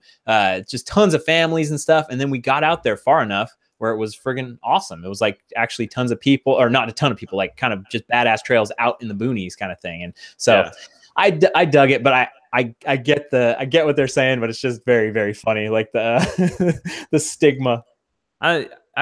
Everyone should just go ride whatever they want and like not hate on what everyone else rides. Totally. Same with bikes and everything else in mountain biking. Just more inclusiveness, I think. Yeah. I get it though. I get it. Yeah. You know, you're just trying to appease these UK guys. These goons. These bloody goons. Yo, Paul Markunis. All right, wait. I want to see how far. Okay, let's take a quick super chat break and catch up to all the guys over here that are showing me some love. I think I can do this fast. Paul Markunis said, "Hey, Alex and Brian, what's that beer you have, Alex?" Hey, Alex and Brian, what's that beer you're drinking, Alex? What's up, dude? How you doing, Paul? I am drinking this is actually from a patron from the weekend. And it's super good. This is the Blackberry. It's from Blackberry Farm Brewery, and it's called the Coyote Tactics IPA. And now that you've mentioned it, it's delicious. He gave me 2 beers, and they were both actually phenomenal. Thanks, Mike. Yo, Adam Rogers said BKXC would be a great beer name. Brian, get on it. Cheers. It would actually be hilarious if you did make a beer. My finest lager. You don't drink it, so you're gonna have to hire at least one person. Hello. Trail Feature said, "Yo, should I put a DVO? Should I put DVO clipless rims on my downhill fat bike?" I think so. Yes, 100%. 100%. Speaking of, where's your DVO, Brian? I actually saw Sierra Nevada in England. They have it. Wait, what? In I think it was bottles, or was it cans? I took a picture of it, but yeah, was it a Torpedo IPA? I forget which one it was, but it was like 4 pounds or something per bottle, or some ridiculous like. Was it green? Yeah. But I don't think it was Torpedo though. I don't think it was Torpedo. I know that enough. I'll look at my pictures while you answer this. Okay. So Alan Wilson Squirrel's Adventure said, "Yo, this is freaking badass." Yeah, hey, if you're enjoying this stream tonight and having a buddy on, my buddy from across the coast, then go smash that thumbs up button. And, we might have to get more regular appearance of Brian on the Sunday Night Live, because I'm not going to lie, I'm digging this as well. It's really good just to catch up. Like, it's been way too long since I've talked to you on the phone, and this is a great place to do it. Just live, let it all out. I found it. So I was wrong. So it's pale ale, and then even Lagunitas IPA. But then that's got to be an expensive one. That Lagunitas, £1.99. So that's like that's $2.60 maybe something. It's like $2.60 per beer. Was $4? $2.35. I was wrong about that. It was $2.35. So that's about $3 or something. So a lot per beer, but like it's there. It was like fully. It's actually pretty standard. Yeah. If you buy individuals, that's pretty normal. Wow. So they're getting it. Yeah, we waste a lot of money on beer, Brian. Yo, Mountain Nick said, wait. Sorry, I didn't read Alan's full comment. Yo, this is freaking badass. You and McBrien are like brothers. We are. He's my brother from another mother. Loving the talk between you two. Alex, your new webcam looks sick. Live free, ride hard, and get stoked. And Sunday, SYOTT. I don't know what that one is. Brian, do you know what that is? SYOTT. Shave your other terriers tatas. We're coming up with Mountain Nick said Sunday Night Live is super rad. Nick, thank you for that. I appreciate it. I think it's a pretty fun place to be on a Sunday night. Before going to bed, get one more fun thing in on the weekend, and it sure as hell is fun. More fun with more people, I will say. Yeah. Yo, hey, Brian T dropped a super chat last weekend, and steaks, and I took Seth out for his birthday dinner with it. Dude, Brian, he wasn't lying when he said, remember when we went for steaks on the last night of your trip? Yeah. Dude, we should have listened to Seth. It's a big, big difference when you go to the next nicer place. Yeah, oh my God, it was so good. I've never had a steak that good. We went to Ruth's Chris for his birthday. I've never been to Ruth's Chris before, ever. Yeah. And I wanted to die. It was so good. I went there once. I don't remember the food. I just remember it being too fancy. I just remember just feeling like, I don't like this. So we sat outside. We sat away from all of that. That's cool. Yeah, there was an outside patio that was just like on the street. Yeah. And because the inside was really fancy, and everyone, I was in flip-flops. But dude, oh my God, it was so amazing. It was like out of this world. And it was only, so we split this like I don't know, like a ribeye for two. It was like, I don't know what it was called, something for two, but it was $90. So and I think our steaks each at steakhouse, where we go, Longhorn, I think it was like 30, or mine might have been 40 because I got the porterhouse. Yeah. So like, I feel like it was so worth it, dude. It was like, I couldn't stop saying, this is insane. Like, I couldn't stop. I was freaking out. I never had a steak that good. But anyway, total tangent. Brian T, thank you for that, dude. And Squirrel's Adventure, both of you guys, both of them super chatted for a steak dinner. And hey, in case anyone doesn't know, Seth's birthday is this week, so make sure to show him some love on any social media platform. And Seth, if you're, I see him right there, Porterhouse. Seth, happy birthday week, bro. Nice. What's the next video? When's the next video coming out? What's it gonna be? Hey Seth. Also, when's your next video? You gonna put it out this week? Yo, can we get another video, Seth? Seth, when's your next video, man? What happened to that mongoose fat bike? What happened to the fat goose, the tall goose? When are you gonna ride a unicycle again? What happened to the mountain biking for beginners video series? I need to know. Brian. So Brian said, "Hey guys, I'm late as hell tonight." Yeah, Brian, you are. So Brian has a history of getting the first super chat every week, but he missed last week, and then I missed this week. Brian, you're slacking. This was a great idea for Sunday Night Live. Webcam and audio is on point. Thank you for telling me that the audio still sounds good. And I can see the audio, I can see the visuals, so I know that sound looks good. But yeah, Mountain Bike Geek coming in with that young dating life hashtag traditions as well. Yes, Mountain Bike Geek. That is, well, I don't know. I haven't seen it for a while. Brian, when's the last time you had seen the dating fund? And also, the only place that the hashtag dating fund has been actually put to use was taking Seth out. So like, that's, I don't know. It's good. Hey, it still counts. Because I sure as hell have not been on a date in any time recent history. Yeah. How's that dating fund going? There's nothing. It's building up. It's gaining interest. It's going to be worth millions of dollars pretty soon. Thomas Glazer, what's up, man? Live free, ride hard, and get stoked. Pain and pleasure, my friend. That is best of both worlds right there, man. Thank you for that. Biking with Panda said, make Panda a mod again fun. Panda, you got to regain my trust, brother. Panda got out of hand one week, and I had to unmod him, man. I had to unmod him, and I can't. To be a part of the mod army, I have to trust you. It's a very special privilege. So I had to revoke it. Perhaps one day you'll get there again, bro. I will say this: Cash is helping me out with the Wi-Fi situation in the van, and I'm stoked for that. Cool. He was going through his Wi-Fi situation at the same time, and he knows a lot more about computers than I do. So he sent over a couple pieces like of antenna kind of stuff. Up.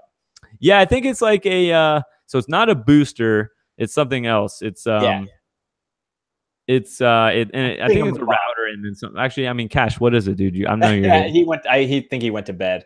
Did he? How do you keep up that well, Brian? I see it all. I see it all, dude. Yeah, you have to really be. I get to. Oh, he was sad. He was a sad panda. Anyway, yeah, he's setting it over, and I think I'm gonna get my Wi-Fi set up pretty soon in the van. Chump MTB said, "Here's 5 to not make Phantom mod fund." Chump MTB, why you gotta troll him like that, bro? Yo, we got Wade Robbins in the house. Said, "Insert witty comment here." Oh, and hi. Wade has by far and away the most common, the most similar humor to you, Brian. Every time, it's like, you know. Sometimes I don't even. It's so. Y'all's humor sometimes doesn't translate to text, so I have a hard time picking up on Wade's humor. Tough. Yeah, dude. It's that like real dry humor. Well, yeah, dry, definitely. Without calling him witty after he said it himself. Mount Nick said Seth is going to be so sad when Alex starts traveling around the country in his van again. Mount Nick. That's a loaded statement.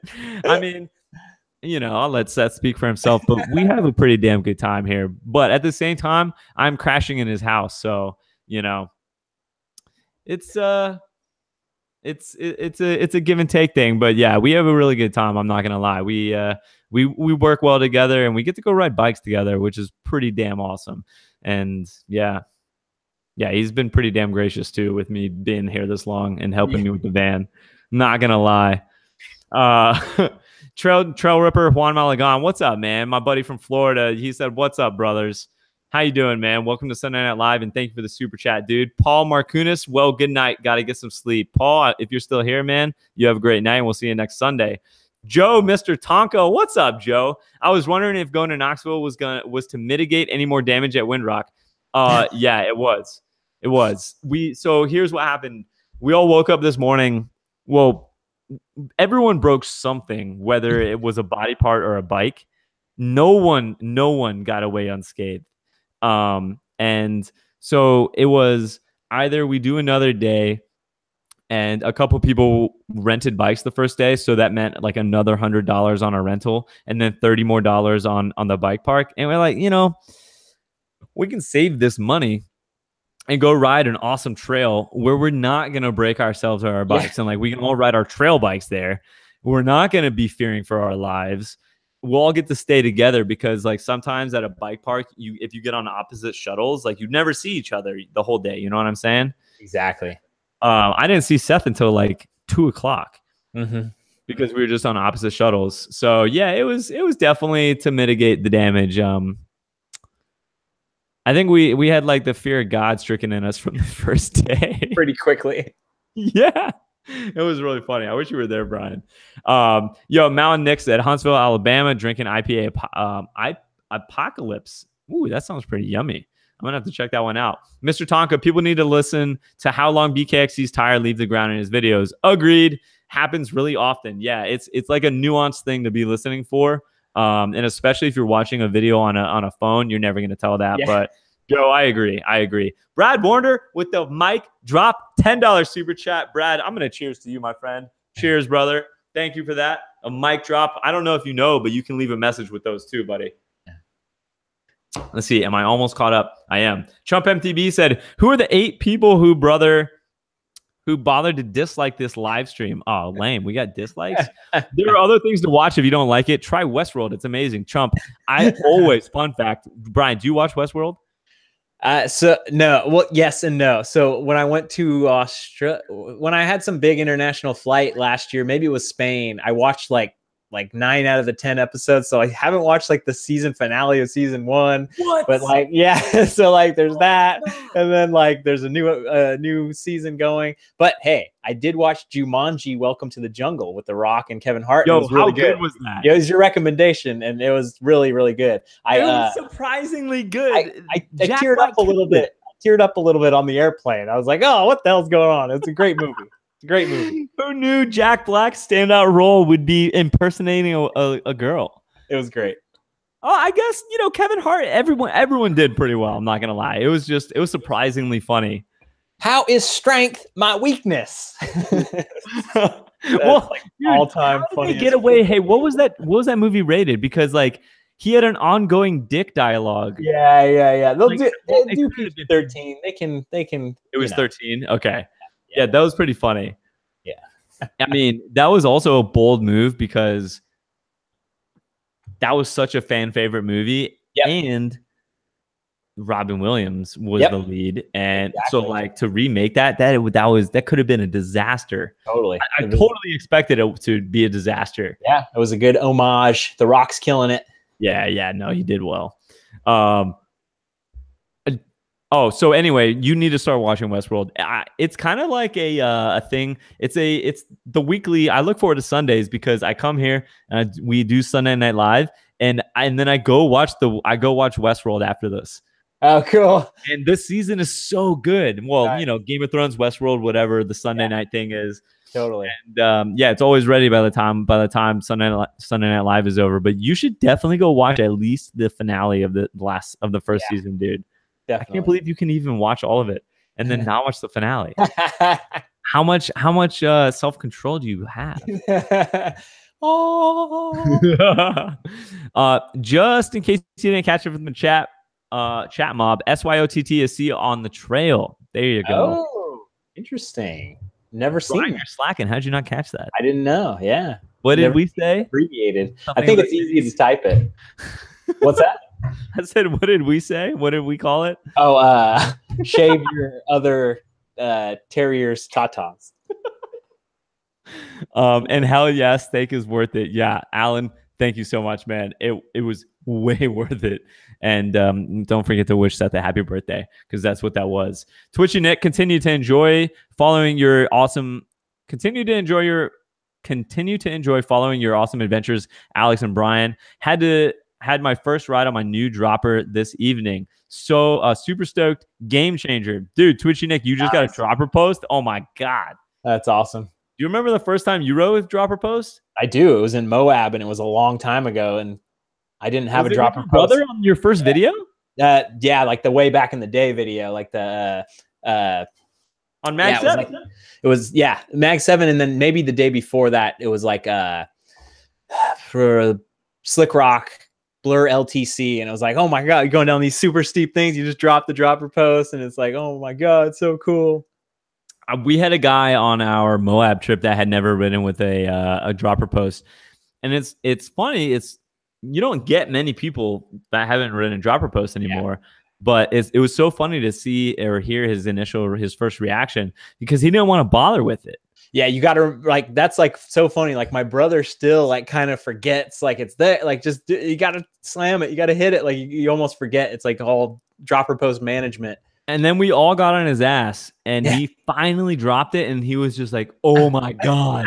I was in front of him with the gimbal, and I heard him behind me, like, "Whoa!" Yeah. Like, and now I can do that way earlier. I can feel like when my seat is like up a little too, like, wait, this isn't right. Something that's not all the way down. Don't you hate when you drop into the like a really fast downhill that you know, and you feel it? You're like, "Oh shit!" Yeah, I forgot to put it down. Yeah. Mine was starting to raise up on me a couple days ago, and I'm like, So my next live stream will be installed. Oh no, spilled some water. Oh no. My next live stream will be installing my new dropper post that I've been talking about forever. My new dropper post. Fox transfer. Oh, I didn't know if you wanted to tell us what it was. I was going to ask. You know, a little bit of surprise, but I talked about it forever. So word. Chump MTB said, "Hey, look. We turned him around. Only 6 dislikes now." Yeah, that's what happens. Like people accidentally like click on stuff. So there was 8, and then people realize, oh no, I accidentally clicked the dislike. So I've definitely had it before, especially on mobile. Like you accidentally I could see that fumble around. That's pretty damn funny. It is. Thank you, whoever went and corrected their grave error. Apocalypse Now is a local brewery from Florence, Alabama. It's great. Look for it when you can with a War Skull. I'll have to check that out now, Nick. Thank you, man. I'm always on the hunt for new beers. I think Joe is sending me some beers. I think Features? Yeah, I think Trail Features is sending me some beers. Yeah. I'm stoked. He's got a good supply. Yeah, so I didn't realize that he was the one that sent you that big box of random beverages a while ago. Yeah. When you dropped that, like really, the one you were really stoked on, the root beer, sticky garage floor. Oh God, yeah. So I'm stoked about that because Whole Foods has probably one of the best. Yeah, got him. Whole Foods has one of the best selections out of all of the like big box stores. I think they're pretty big box now. Yeah. Yeah. But yeah, they're delicious. David Melcher said, "Totally inspired by your vlogs." David, thank you so much, man. And thank you for coming and hanging out on Sunday Night Live. And thank you for supporting the channel through Super Chat, man. Cheers to you, dude. I see one from Cole Trickle just before that. Oh, thank you, dude. Get that van finished so Brian and I can get you down the bike parks and scare you. Dude. So the next step on the van is going to be either the bed or the garage. We're kind of moving like front to back, I feel like. And so I've got Johnny. That's gonna be so cool. I'm like so excited to see how it all comes out. Have I told you what the plan is? No. I remember you guys were kind of formulating, but you got a better idea now. Put like a futon type bed in the back. Yeah. It sits up, so it's like a seating area. And chill.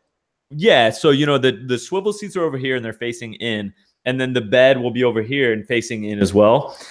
So I feel like it'll be a nice vibe, like for at least 4 or 5 people to sit there comfortably and hang out. Yes. And the bed, and then it'll fold down and swing in like that. Yeah. So when it's down, it'll encroach on the living space a little bit, and when it's sitting up, it will be all the way back and kind of separate the garage from the interior. Yes, that's sweet. How it's going to happen, I don't really know. Yeah, Johnny has a good plan, and he's committed to doing it. So totally, hell yeah. And the garage, I'm gonna do the sliding tray thing, like BCA POV, like Eric did. Yeah, hell yeah. I don't know if I'm gonna do 1 or 2 yet, but yeah, dude, that's so cool. Yeah, yo. So you know what I've been thinking about is how I'm gonna fit you or Seth in there. Yeah, Seth's a little easier probably. So Seth found this one thing that is like someone made these cushions that fit across both seats in the front. Whoa. Yeah, so it has a cushion, and then it has a big piece that goes down in the middle of them, and then it just extends over the seats. And it's like you put your feet on the steering wheel side and your head on the other side. And the car's wide enough for both you and I to do that too. Yeah. I just don't know. I don't know if it's going to make sense for me to have those because I just got to figure out where I'd store them when they're not in use. That's always the question. It's like, okay, if it's a big foamy giant thing. It's that's tough. I don't think it's not that thick. It's probably only as thick as like a it's probably as thick as the ones on Hannah's van. So that's like 4 to 6 inches thick. That's interesting. It almost seems that you could make some kind of wood thing that kind of like folds out, and then you could like fold it up and put it away. Yeah, like that you put the Paco pad on top of. So I mean, I slept on the Paco pad this weekend, and it was like, you know, it's a Paco pad. It's freaking awesome. Any kind of surface, as long as you can get the surface hard and level, you put the Paco pad on top, then all of a sudden you're golden. Get that surface hard, nice and hard, leveled, real hard. The Paco pad on the ground of the van worked really well, and it was actually pretty nice because I put it up against the wall, and so I kind of roll off that side, and then I actually, you know, what made a huge difference, dude? An actual pillow. Yeah. I don't know why I never bought a pillow and brought it in Sheila. Like, that was so dumb. They made a you learn on the road. 3 years it took me to learn that. Because it's big. It takes up a shitload of space. I mean, I wonder. Oh, you know, it'd be kind of interesting if you ever had like a floor, like some kind of use for a little pump that could blow stuff up and suck stuff. So you could put a pillow inside like a Ziploc bag and suck all the air out of it to make it easier to store. And I know people do that with their clothes as well, like where you can store a bunch of clothes, like just vacuum sealed. So you could have a little bit nicer clothes that maybe you wouldn't wear normally, or winter clothes. Because the pillows should scrunch up a lot. Yes, it's all air. It's all air. That's a good idea. I could probably do that with clothes too, though. I could do that with like almost everything. Actually, I'd probably go ham with that. That's not a bad bread. You do it with bread, rice cakes. Just suck all the air out of it. Cakes. I wonder how much you would get out of a rice cake. But yeah, so hey, you know what else I thought is, so there's that whole wall with the countertop space. Yeah. How would you feel about putting a Paco pad across all that and being off the ground? What do you think?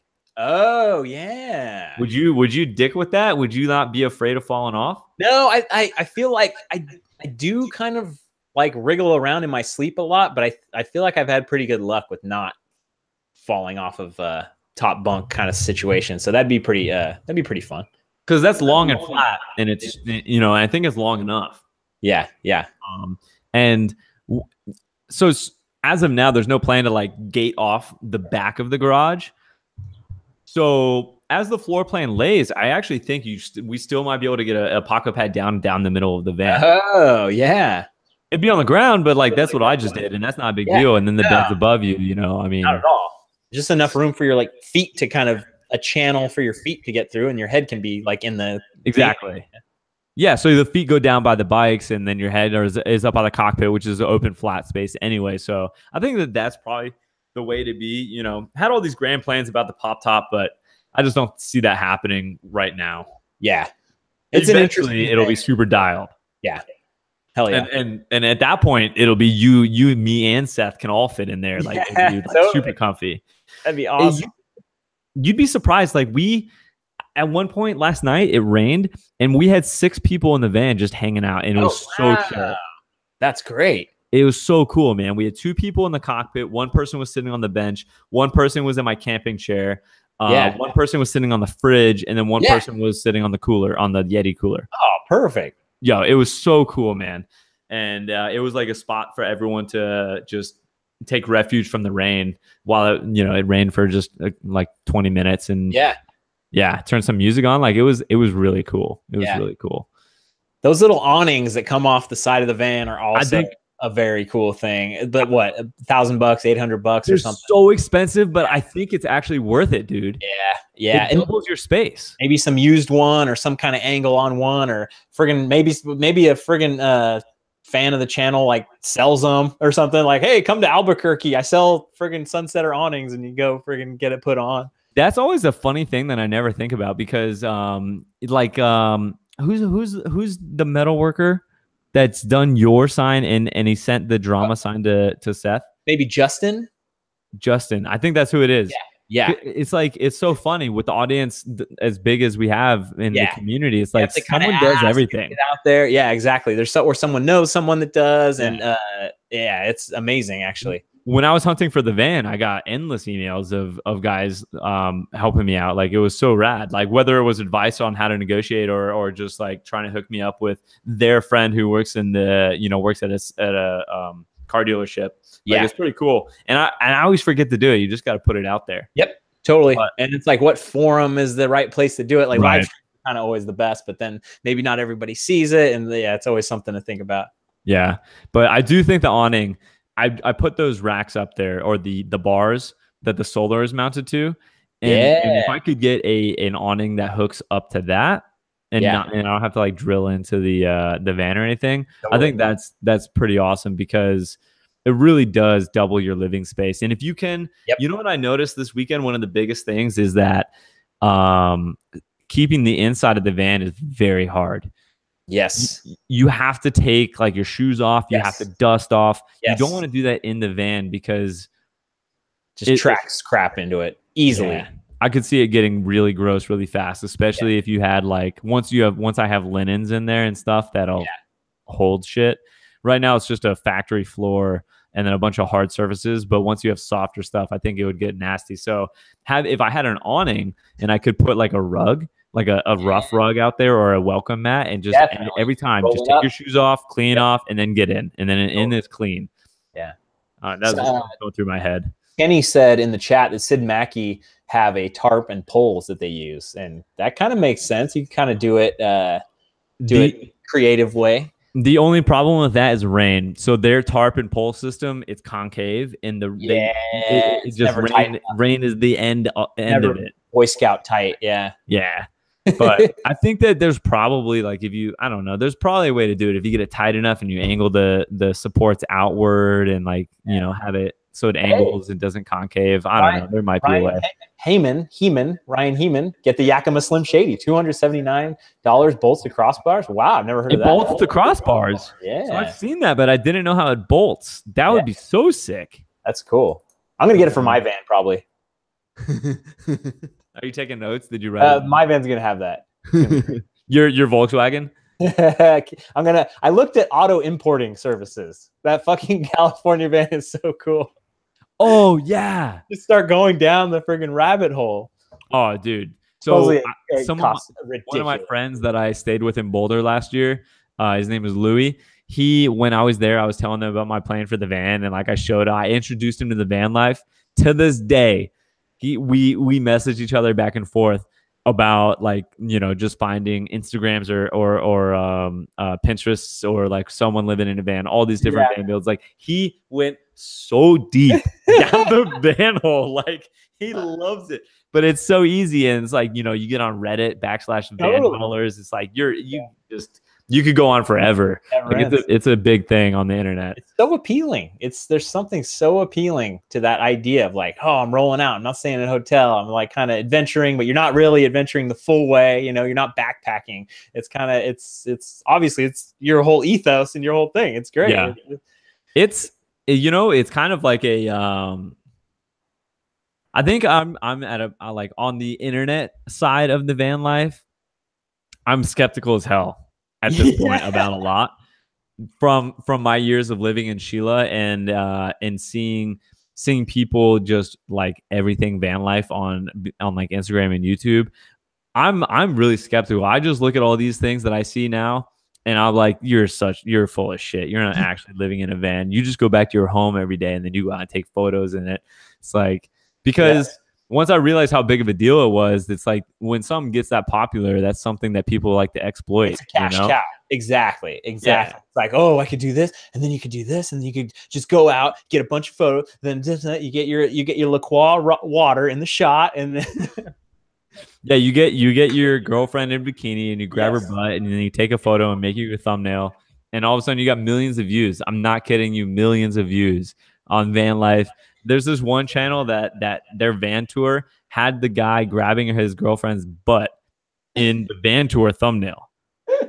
It's a van tour. That's representative, and the van was like in the background, but like that was what it was in the foreground, and it was in focus too. It's like, you guys are, that's ridiculous. I watched an interview with them and the But you girl watched all 30 minutes of it. You loved it. No, I totally skipped to the butt grab. I watched an interview with them both though, and the girl and the interviewer asked, because it was like it was like a news station picked this up, this couple, and they asked them, like, would you continue living in a van if you had made it big and you made a lot of money? Would you still live in a van? And the girl said, hell no.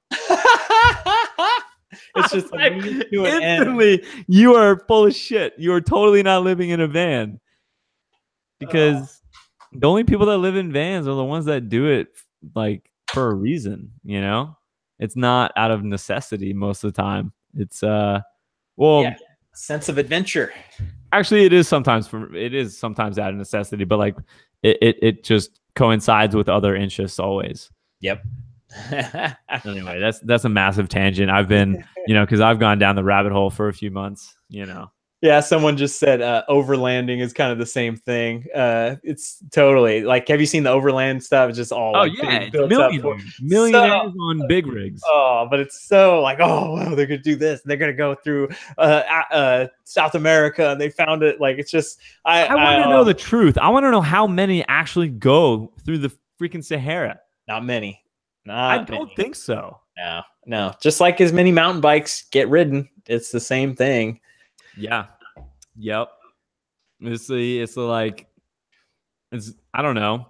When people get surprised that the mountain bikes that I ride break, and same with you, like, what do you expect? We are hurling ourselves down mountains on bikes. Very often. When people start telling me like a category that my bike is in, I'm like, what are you smoking? Was it called a mountain bike? It should be able to go down. It's gonna, I'm taking it down the mountain, and it's probably gonna break at one point.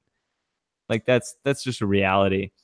And those overlanders though, those like big rig overlanders, you never see you never see a video of them being used. You only see the tour videos. There is a YouTube channel called Expedition Overland that I've watched here and there, where it's like they friggin' go. It's like 3 guys, and they're really well produced and everything. But that's about the only one I've ever seen being used. Dude, we're gonna take it over. When my van is done, we're gonna start doing some epic shit. We're gonna just tour the country, and then we're gonna put it in a shipping container and put it overseas and go over there. That will be friggin' awesome. That would be so good. That's happening. It's gonna we're gonna document the whole thing. Yeah. And no one's gonna be like, I don't think they live in the van. Yeah, exactly. Like, we obviously are living in this van. It'll be unorganized, unappealing, and real. And my hair and beard will be just as long as yours. Man, you gotta grow that hair back out. It looked really good. That no poo you were doing, it was looking fantastic and wavy. If we're gonna pick up some girls next time you visit, I like how people get like freaked out. Like, it's gonna grow back. It always grows back. Sometimes it doesn't, though. It's all growing back. It'll all be back. Sometimes it doesn't, man. No, not a problem. I have been worried though. It's so short that I put sunscreen on my like hair. Like, that is the problem. Vents in my helmet. I'm wondering if friggin' anything is coming through. When people go from long to short hair, I think that's something they don't account for. Is like, your scalp burns. Yeah, it's all white. Watch out. I feel like, I feel like if I shave my beard, it's going to be like that. I think my skin tone is going to be just totally different. Yeah. 20 years younger under the beard. It's probably pristine, untouched territory down there. It is. At the end of my last video, I found a photo of me without a beard, and I put it at the end. And a lot of people didn't realize that was me. Yeah. I feel like I look the exact same. Like, I just see me, Yeah. But I know it's me, so I don't know. Have you seen me with no beard? I'd seen one picture of you in Europe or something like that. Oh, that's right. I showed you like a clean shaven photo, which was even stranger. Yeah. Yeah, this one I was in the mountains, so it wasn't at, well, I don't know. It still was pretty out there. Chris Brandt, what's up, man? With the $5 mic drop. Dude, thank you so much for that. And welcome to the stream, Sunday Night Live. I hope you're having a good time. Mountain Nick said, shoot, message me a way to send you some brews, and I'll send you a bunch of great local brews from Huntsville, Alabama. Mountain Nick, get a hold of my email, please. Fast fast So, tracked. yeah, if someone can shoot Mountain Nick a way to contact me and one of my mod army guys, I would much appreciate it because he wants to send some beers my way. I like that. Chump MTB, Brian wants something that blows and sucks, huh? We were talking about the van and sucking the blowing and Finding sucking. a long hard surface. Hashtag date fun. Ryan Hammond said, "Get that Yakima Slim Shady, dude." I gotta write that down. I'm gonna save that one. It's on Amazon too. Oh hell yeah! Let me write this down. Looks decent. Oh, you already got it pulled up? Yeah. I like Googling stuff. All right, I'm saving that for later. Jordan Jensen, what? Sorry, I was reading a comment from Ryan that said my dad shaved his beard for the first time in 35 years, and my sister cried when she saw him. It's totally understandable. Like, oh, I've had little kids cry when they like. Some kids are really not used to beards. I've had a kid cry when he saw me because the beard just was afraid. Hairy animal. I felt very weird about it. Yo, Ryan Hemmon said, "Get that." Oh, sorry. Jordan Jensen said, "Big fan of both channels." Thank you, Jordan. Brian, do you use the low or the lower rear shock setting on the Rayon? Also, are you taking the Rayon to Tibet this fall, dude? Oh, we got to talk about that. Yeah, I use lower, and yeah, I'm going to take my bike to Tibet for sure. So, what's the deal with that? And when did you decide to do that? I am so jealous of that trip. That is like. So from doing mountaineering and mountain biking, Tibet is like the holy grail of everything. Really? I didn't know that. Oh my God. It's like I just want to go to Tibet but I want to go and stay there for a while and explore. How long are you gonna be there? I believe it's an 11-day trip. So 11 days on the bike, I believe, with a couple rest days. And yeah, so it's gonna be you gotta get acclimated, man. Like that's probably go high. Yeah, they have a trip that's like a touristy trip a week before, but not that many people signed up for that. So I might just get in a couple days early, kind of half-ass acclimate, and then baptism by fire. So what's your trip like? I mean, what do you know about Tibet? I know that it's I can't talk about what I know because I don't want China to find this video and not let me in. I mean, like, are you going to show up on your own? So we fly into China. We start in China, and it's like it is what it is. I'll get to where I need to go, and then it's an all-inclusive trip. So you get to where you need to go, and then go from there. Are you guys camping out, or you guys have hotels? No, I think it's mostly hotels. I think there's like one night that might be like kind of a backcountry night. I really don't care. I don't even know the details. Like I'm like, hey, it looks fun. Makes it an adventure, doesn't it? Exactly. It is nice if you. It's really nice if you actually if you can trust someone to be just like, I don't know what we're doing, but I know it's gonna be okay. Yeah. So last year, so this is like only the second time they've done this trip. Last year they did it with Mark Matthews, and then this other guy who's like Marky Matthews, like a pro rider guy. Yeah, I follow him, Marky Math on Instagram. Yeah, exactly. Yeah. And he did it last year. And then Matt Yackey, the guy who runs the Wandering Wheels in Revelstoke, and he did it, and he really liked it. So it's just like that's good enough for me. Okay, yeah. I mean, that sounds. Dude, I'm so jealous. I can't wait. It's gonna be good. They're going to be so good. I've been trying to ride pretty hard, pretty good. Today I had like more of not really a full training ride, but I've kind of been focusing on getting faster, getting stronger. And I'm feeling pretty good. And it's still a long way off, but I still want to really get there. I was going to say that, like, because I watch all your Instagram stories. I love Instagram stories, even though I refuse to do them. So I watch all yours anyway. But you seem like you've been riding so much. Definitely. And my Strava even more, because that's like there's been quite a few rides where I don't have a video or just don't talk about it kind of thing, and get to actually ride, which is nice. And so yeah, I've been going hard. So you just got back from England a couple of weeks ago? At the beginning. Okay, it wasn't like all of May. It was at the end of May. Yeah, I was only there for 15 or so days, I think. Okay. Yeah. So, but aren't you doing another road trip sometime soon? So my next, like, I've got kind of little bits and pieces here and there. I don't have anything big. For those of you guys that don't know, well, for those of you guys that don't think about it, Brian is the busiest person I've ever met in my life. Brian and I consider us like very good friends. It is so hard to get a hold of Brian to do something. It's like, hey Brian, what are you doing? He's like, let me get my calendar out, and we're like looking hard to get a hold of at this point. It's not hard to chat with me. It's hard to like pin me down. To, yeah, no, he'll answer the phone. Seth is the one who is hard to get on the phone with because he freaks out. He's like, who's dying? Brian is like, what's going on the calendar? You know, he'll talk on the phone, but you gotta have a calendar if you want to pin something down. Definitely. So what are you doing in the next few months? What's the new fun? So heading to Mammoth for the first time, which is in SoCal. I'm going to ride with some Worldwide Cyclery guys next, or actually in a couple days. I need to get some videos done. That's going to be badass. Yeah, it's going to be good. I want to ride the Suicide Trail again. That was the one that I rode on the Transition Patrol, and I was just like, I couldn't really handle it at all. So yo, like, hey, watch out for that drop. Yeah. Then I'm going to take it on my bike and see, you know, how much better I've gotten, kind of thing, and that'll be fun. And from there, just little bits and pieces, like almost like it's open, but it's not wide open, like a lot of possibilities, which is good. Like, aren't you going to that one place that everyone wants us to go at one point?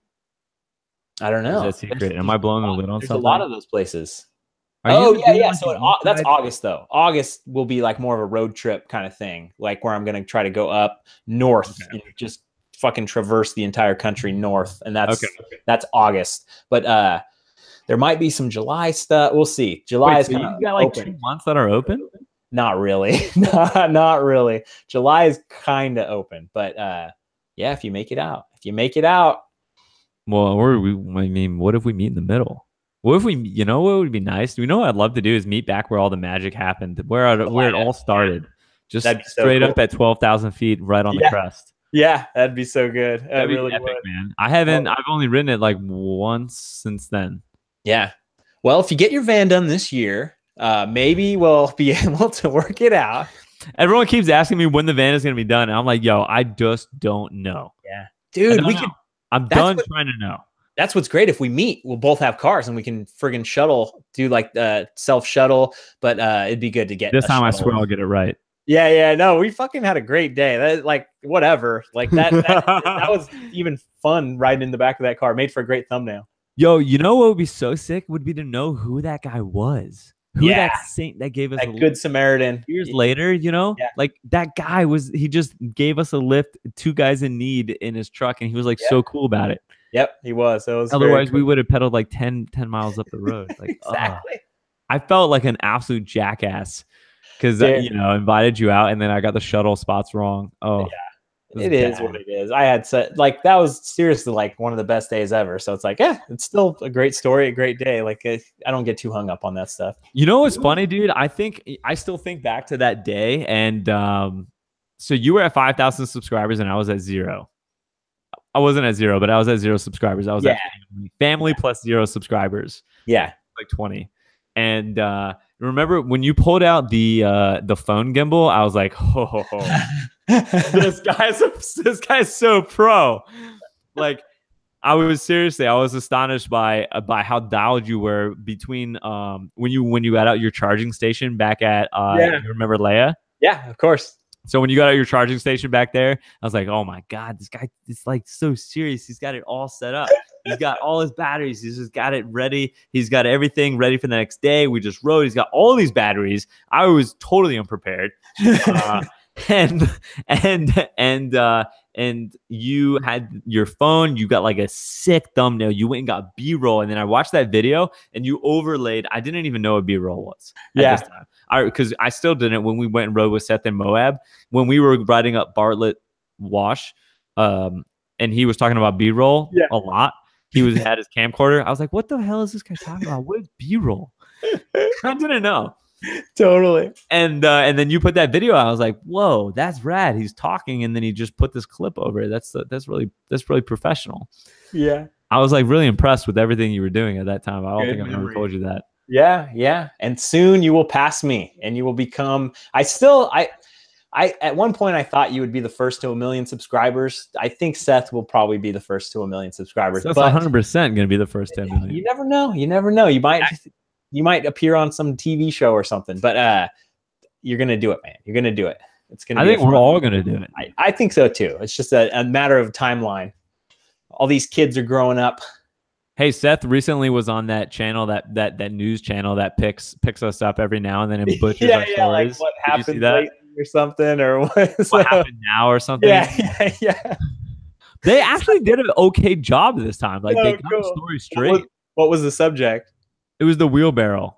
Cool. Enduro barrel. Yeah, that is one of the all-time best thumbnails. Like it has this look to it. It has like a filter look to it. That is like, but that was just the shot, like kind of like the washed out in the top. Oh, it's so good. It was, and that was pure, just pure magic because I was actually that wasn't planned. Yeah. I was on my way out somewhere. I was leaving. Yeah. I was leaving the house, and he was like out there dicking around with it. It was raining, and I was like extremely skeptical about this thing. So I had done the old wheelbarrow, and I had done the rocks up and down with him. And it was like super treacherous. It was so hard. It was impossible.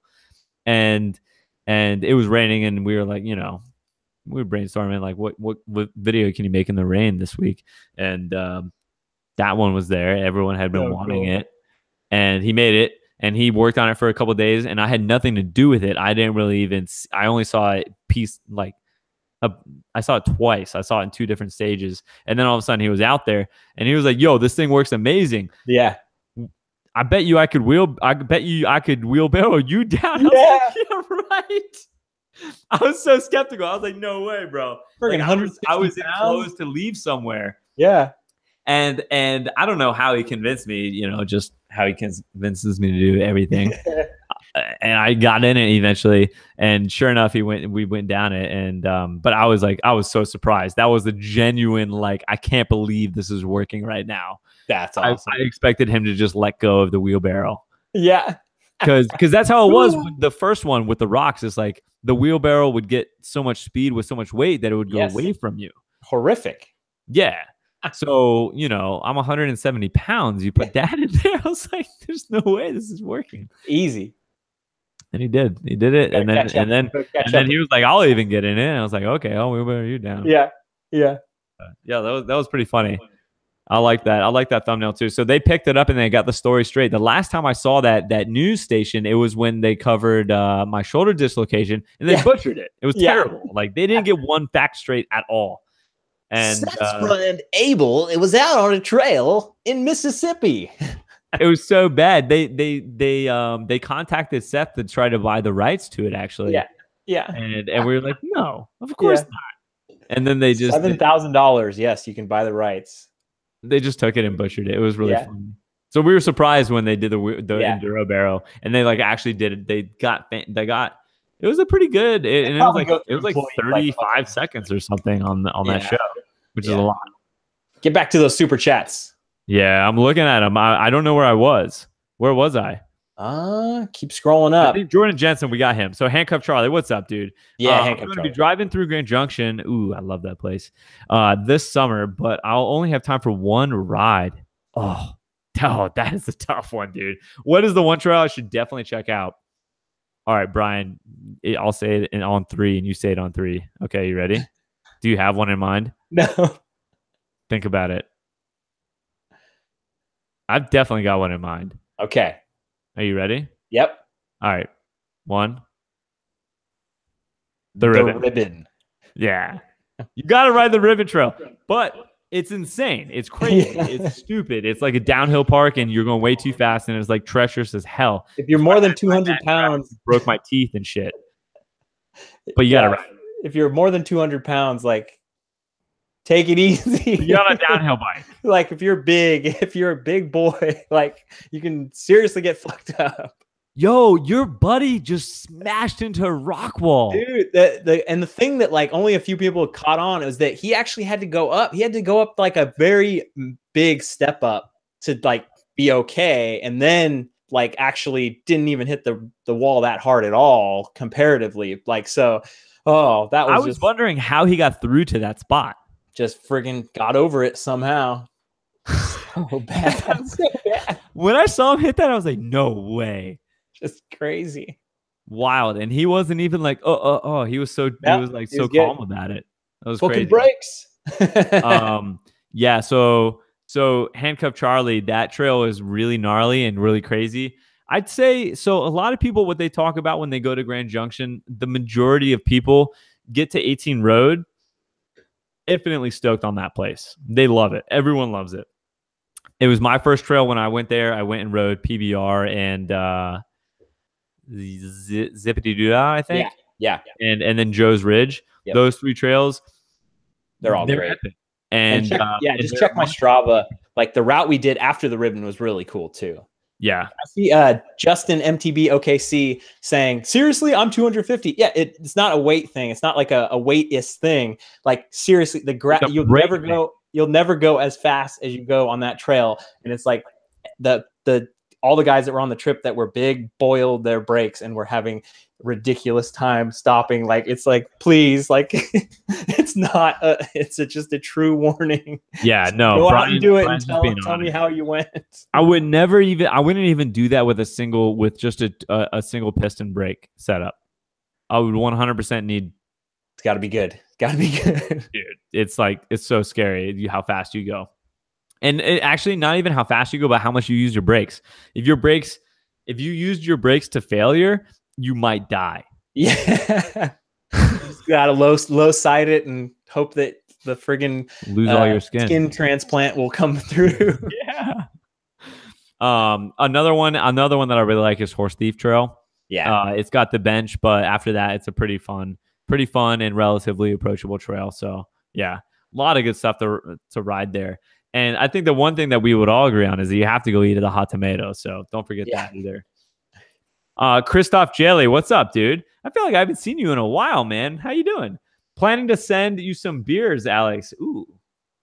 I like a lot of people want to send some beers. I need to make this more available. This is like the best care type of care package ever. While you have that gets like all sorts of random stuff. I just want beer.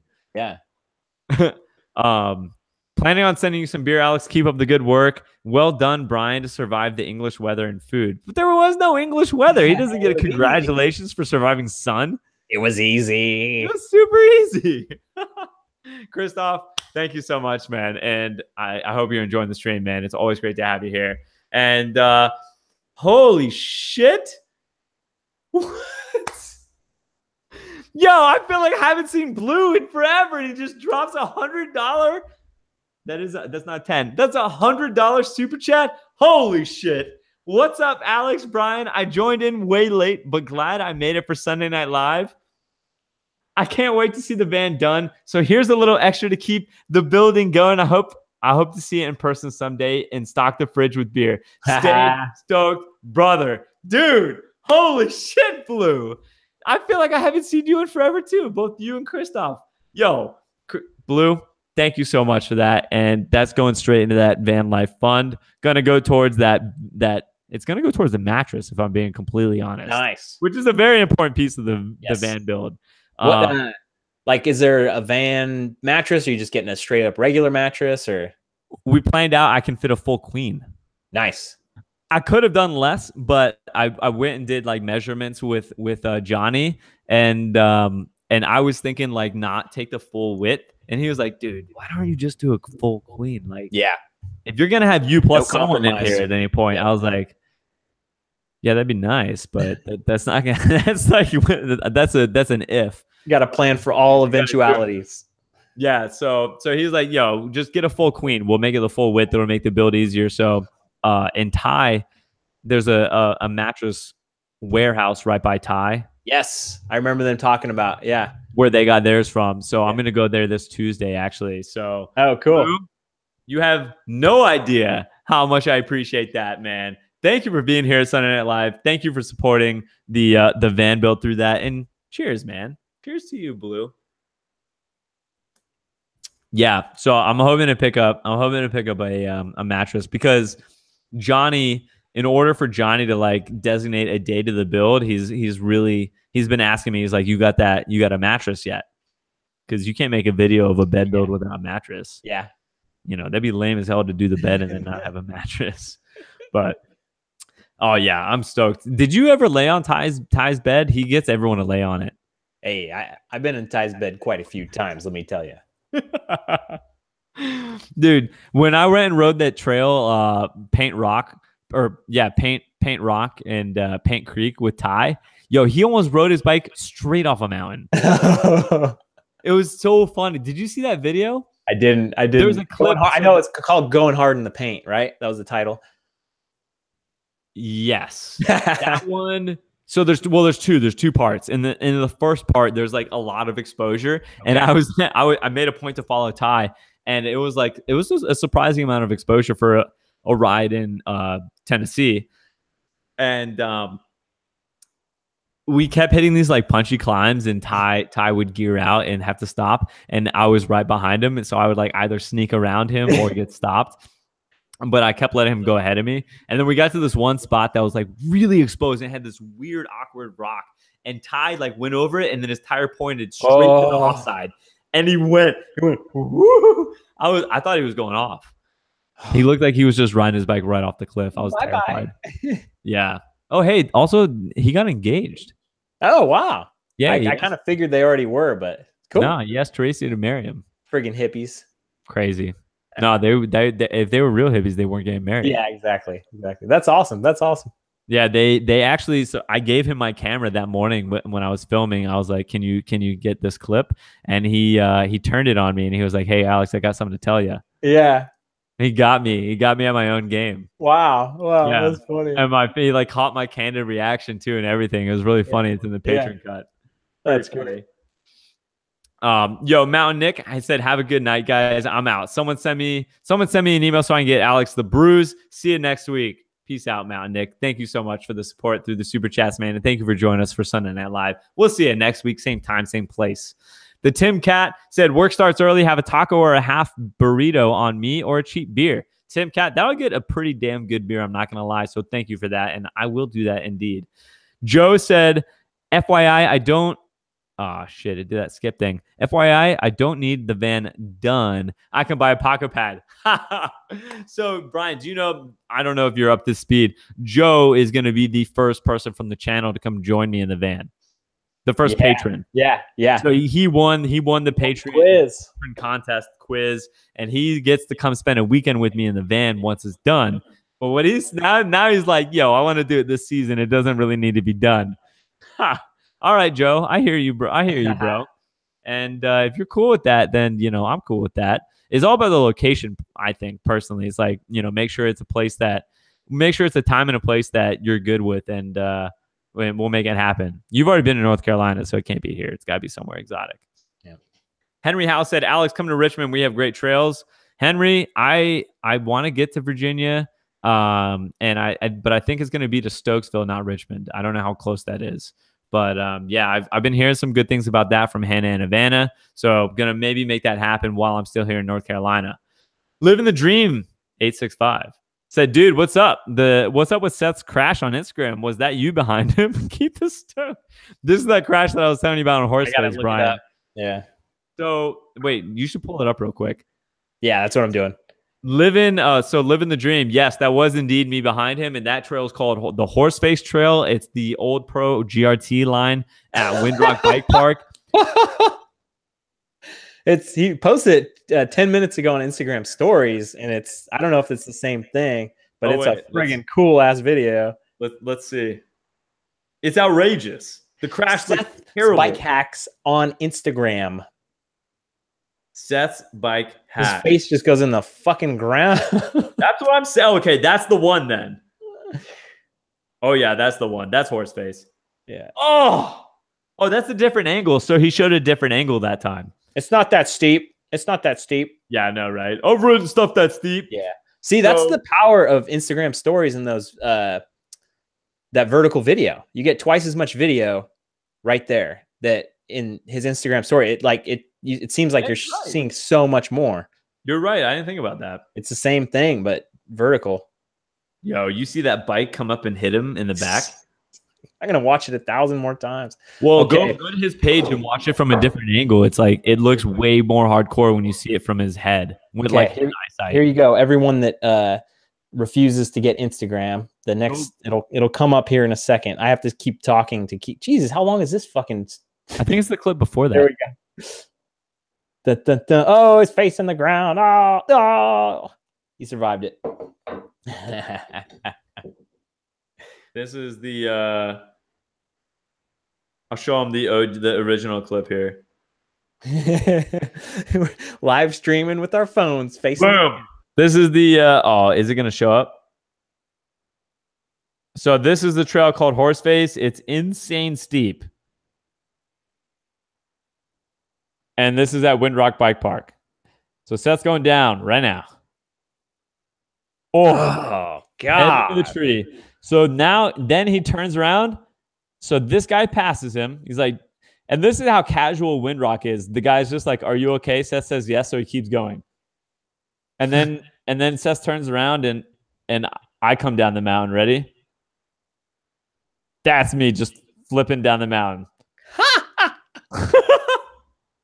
That was good. good. I hadn't even seen him until I stood up, and I was like, "Oh, you too, man." Yeah, that was wild. What are you in for? That trail was kicking ass and taking names. Tanner said just missed a week of riding because of a tick bite. So I've been hearing a lot about the tick stuff. Do you guys have ticks out in California? Yeah. There's it's funny because my local trail that in Benicia territory that like has a ton of grass on it. I was cutting like weeds off of it last week. Doesn't have any ticks because there's no deer out there, even though I've read different things about ticks. Ticks start on mice, and that's kind of like Lyme disease kind of goes through that, and then it's less the deer, even though I thought it was always the deer. So there's not many, but then a lot of the other places have a lot of ticks. And this other place I rode last Sunday, you might've seen my Instagram stories where I had like 8 ticks on me. I did. Like, it was terrifying. Yeah. So one of the recommendations people say is there's this thing called permathin or permethrin. You spray it on your clothes and then it dries. And like when they touch it, they just fall off. They even die. Like really, you just have to coat your clothes with it, and you don't want to get it around cats. It's a whole thing. But otherwise, you just have to be very vigilant. You have to be very vigilant. Patrick Williams sent me a like a natural product that it's just a liquid that you dab on yourself before going on a ride. Has he showed you that? No, I haven't seen. I forgot what it's called. It's going to be in one of my videos coming up. But oh, cool. Since using it, I went on a really backcountry ride in Pisgah, and I didn't even get a tick on that ride. I got a tick on the next ride, so I've only got 1 tick in 2 backcountry rides. That's good. I feel like it's pretty good. It's called something Shield. I'll have to show it to you, and I'll keep you updated whether it works or not. But it's got no DEET, so you're not like, you don't have to poison your body to avoid the ticks, because I try to stay away from the DEET as much as possible. I just like really getting in there, getting over the mirror, just really getting in there, and you gotta do the like over under, like shaving myself down to the bare skin just to make sure I can see everything. Well, yeah, you got it easy, man, because you try to find ticks up in here. I was kind of freaked out about my scalp, like for sure. Like that's not the full reason I did it, but like when I got so many ticks that day, it's like, God, where they're there somewhere. I'm still itching. So many people freak out about it, but like it's just a fact of life. The ticks, they get on you. You feel them, first of all. They crawl, and they don't actually bite you or like get nestled in until like 24 hours after. So just pay attention. I've heard the same thing, but I never feel it. I can see one walking on me and I never feel it. So it's very disconcerting. But if you know to check, then you're going to find them. Yep. And they're always going for the crevices. It's like back of knees, elbows, butt. Yep. Look at, get the look under in the mirror and everything. Yeah. Like, look at your armpits. They're going to be in the crevices, and that's where they like. And if you just do that after each ride, you're going to be fine. There's not that much to be afraid of. It's, if you're ignorance is the real. Yeah, totally. Yeah. If you don't know about ticks. But, so where was I? Oh, okay. Tanner Manning. Pete likes bikes. What's up, dude? Hey guys, I'm starting a mountain bike channel. Good luck, buddy. I hope you got some perseverance in you. I'm stoked to see it. to promote the trails in my area, very valiant. Can you give us some tips on getting steady trail cam footage without a gimbal? There's only one way to get steady footage without a gimbal, and that's to attach your camera to your man-made gimbal, which is your head. Your neck is a gimbal. Your head kind of floats around up there above your bike. But at the same time, it doesn't do so perfectly, especially for those of us who don't ride perfectly, and that's all of us here. So the best thing I could say is put it on your head somewhere.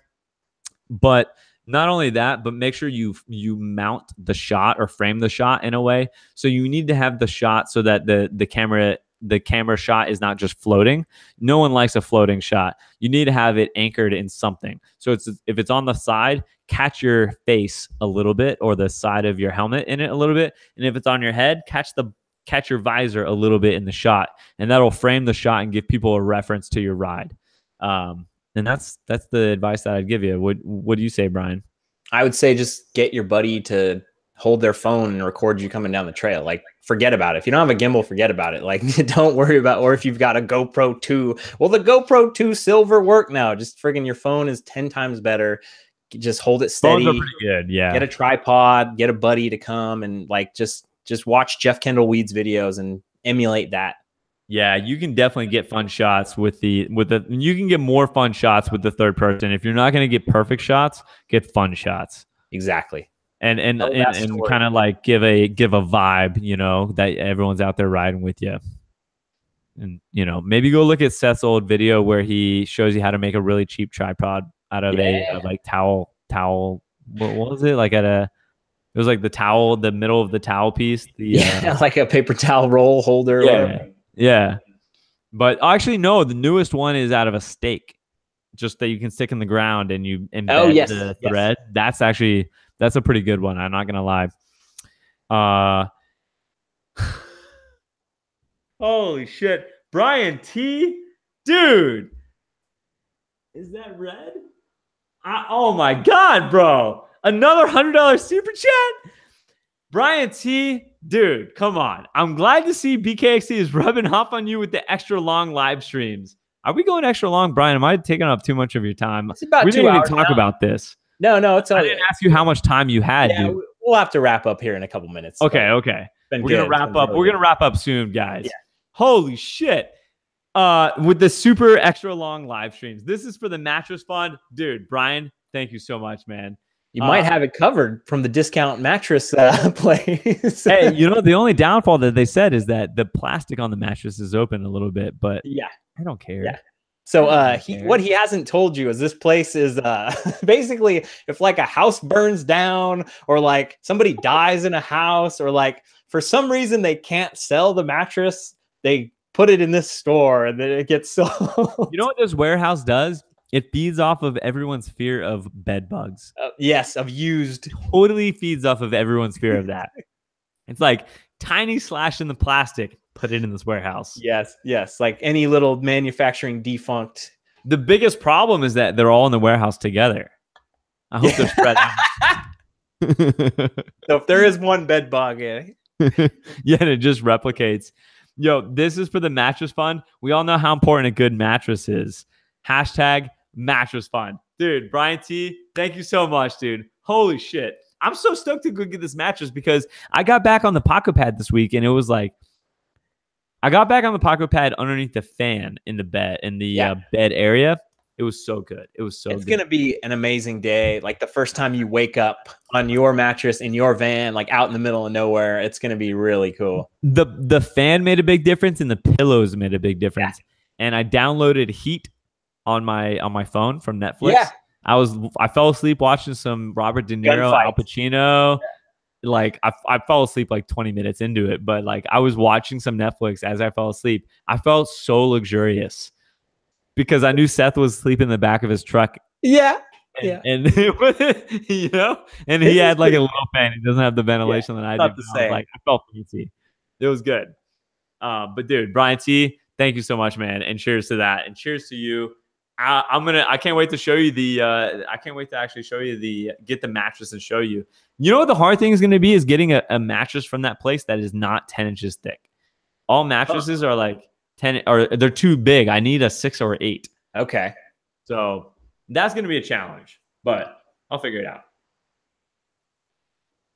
Scott McCune, what's up, man? He said, yo, dudes, I dislocated my finger today and got 8 stitches. Whoa, that's a nasty dislocation. What? What finger was that? Bike Park is taking names. Yo, that's kind of gnarly. That's a compound. That's a crazy dislocation. Like, that's coming out of the skin. Turn my brand new Smash gloves red. Hey, good on you representing the Smash gloves. Thank you for that, man. Should have worn my red gloves and maybe your brown pants. Yeah. Pain and pleasure.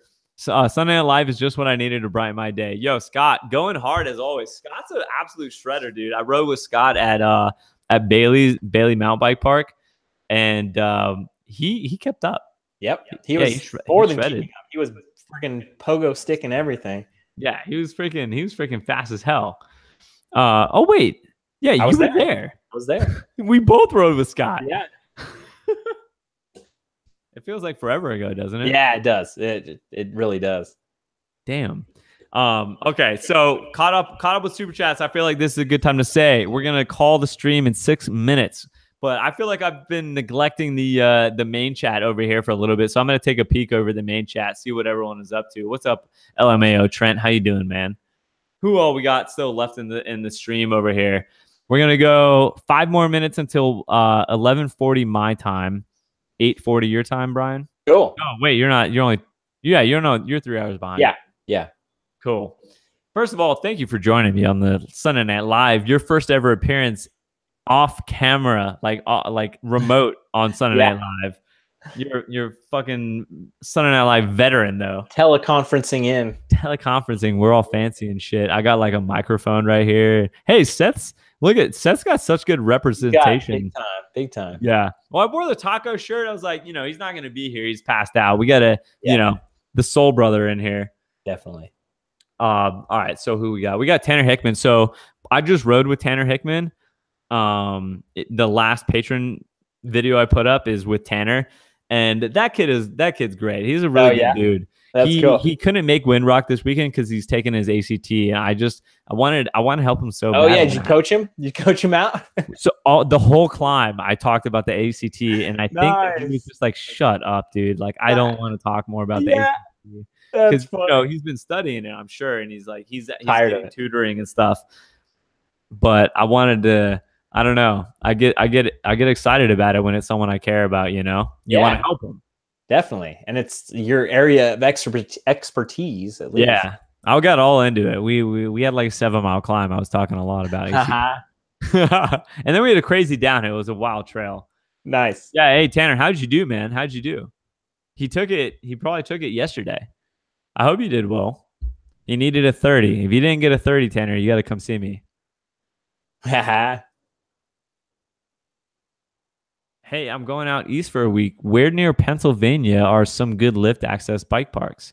Dude, once you get up in the New England area in the Northeast, there's bike parks everywhere. If you're in New England or if you're in Pennsylvania, you should probably go to Massachusetts and go to Thunder Mountain. I would check out Thunder Mountain. I think that might be the closest place. Maybe look at Highland because Highland's amazing if you can make it there. I don't know how. Yeah. It's funny I don't because know how far away it is from where you are, but you could be in Philly and it'd be hella close, and then you could be on the friggin' other side in Pittsburgh, and it's like, it's a 9-hour drive. Right. But yeah, once you get up into, if you're like that close into the intersection of all the states, then you're pretty close. Totally. Tanner says it went well. I'm hopeful. I'm good. Yeah. I'm glad to hear that, man. I hope you kill it. I hope you get that 30 that you want. Under the visor mount. Yeah, under the visor, whoever was asking about the GoPro mounts, under the visor works as well. Then you just want to make sure you catch some visor on the top.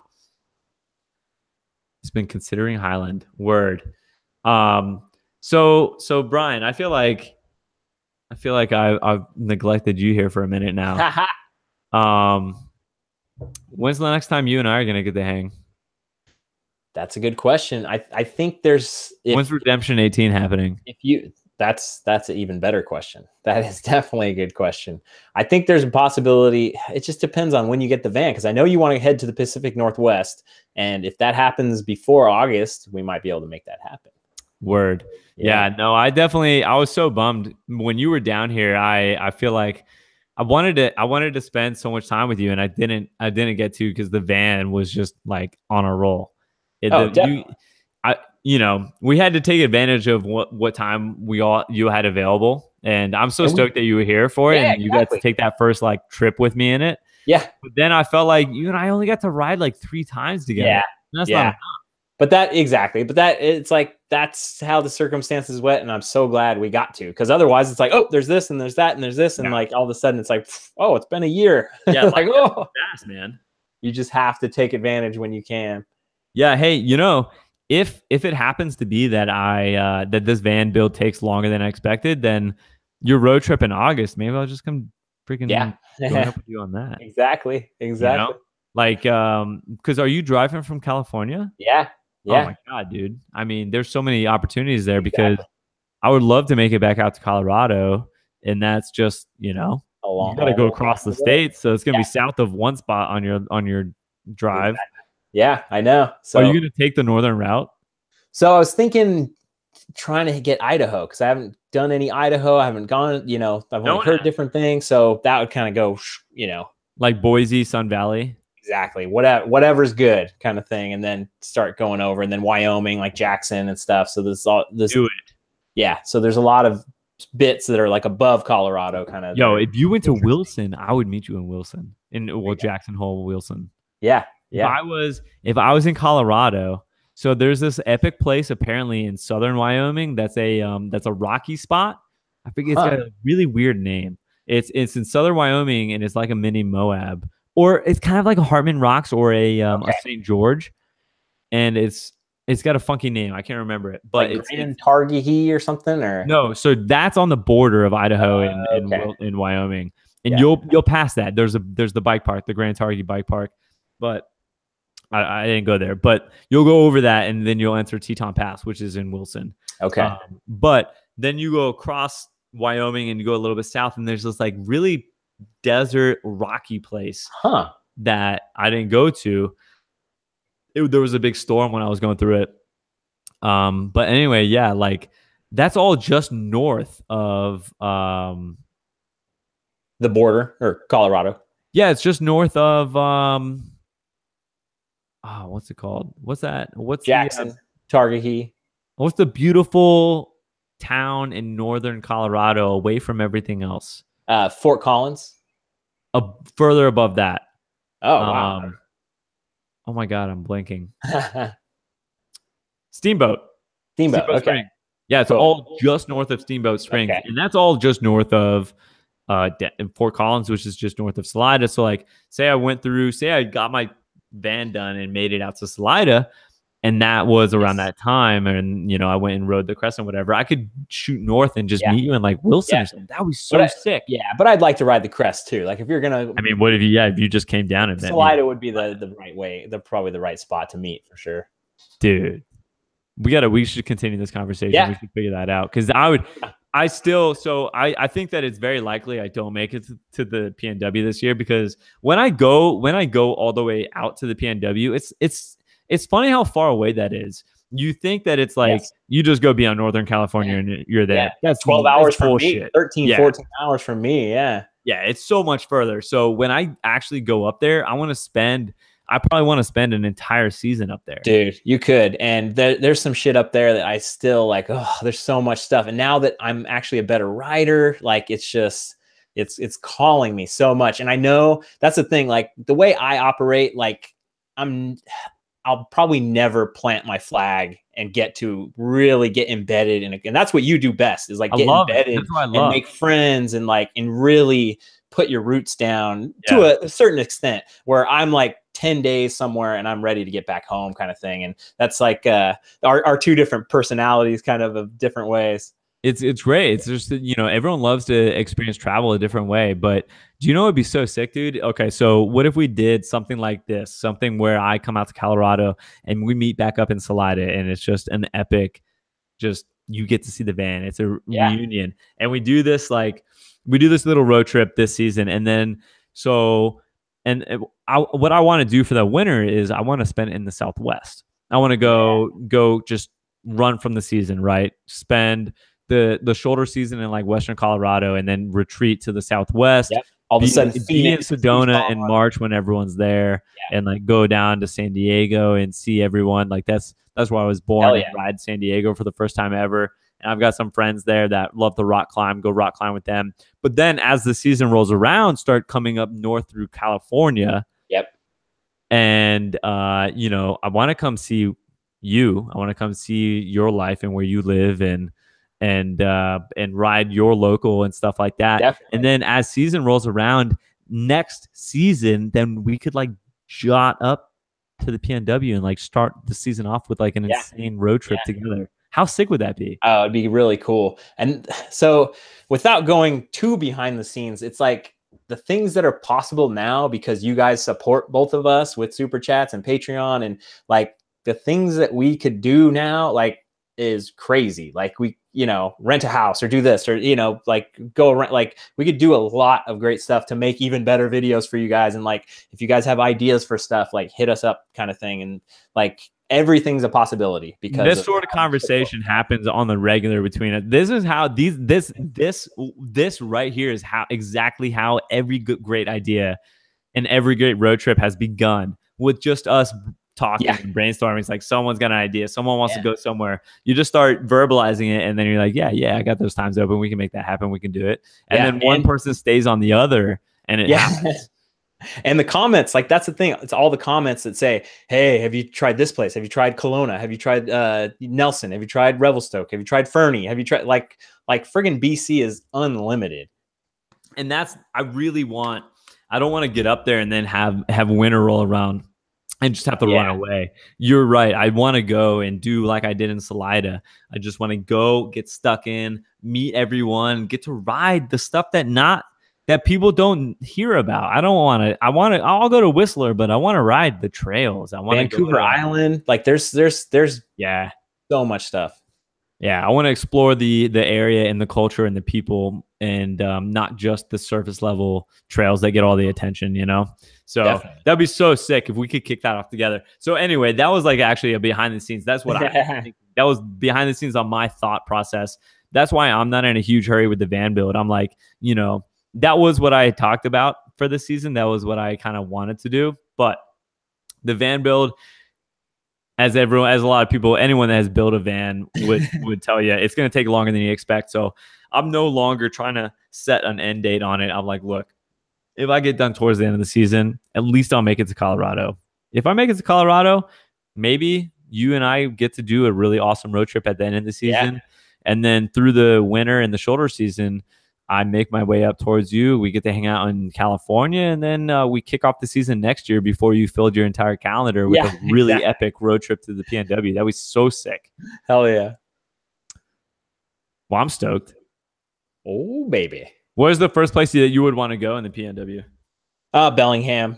Yeah. Kind of, but then there's all this stuff in Seattle, like the Raging River Trail that just opened, which Jeff Kendall Weed had his latest video on. And it's unlimited. And then even further south, there's it starts like right over the Ashland. Like there's all kind of, it just never ends. Like there's just, it's literally top to bottom forever. Dude, I'm so stoked. And then because, you know, I probably would want to go like even deeper into Canada. So that's why I would want to be there like early season, because I want to go.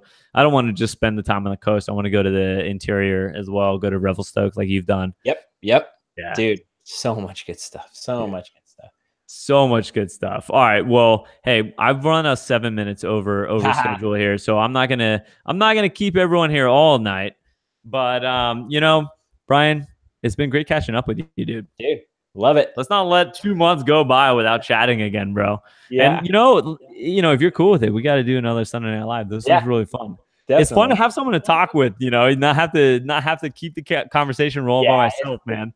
Yeah, if you guys have never done a live stream, there is definitely pressure when you're trying to be the monkey boy and do stuff, and then like you look to the chat and like the chat's just chatting with each other, and it's like there's nothing to feed off of really, and you're like, okay, I'm gonna work on my bike now. And if you can't multitask, because like I'm looking at you, Brian, I'm like thinking about what I'm gonna say. I'm looking at this chat, I'm looking at that chat, I'm looking at this computer over here. It's like there's so much going on. It's hard to keep up with. But definitely.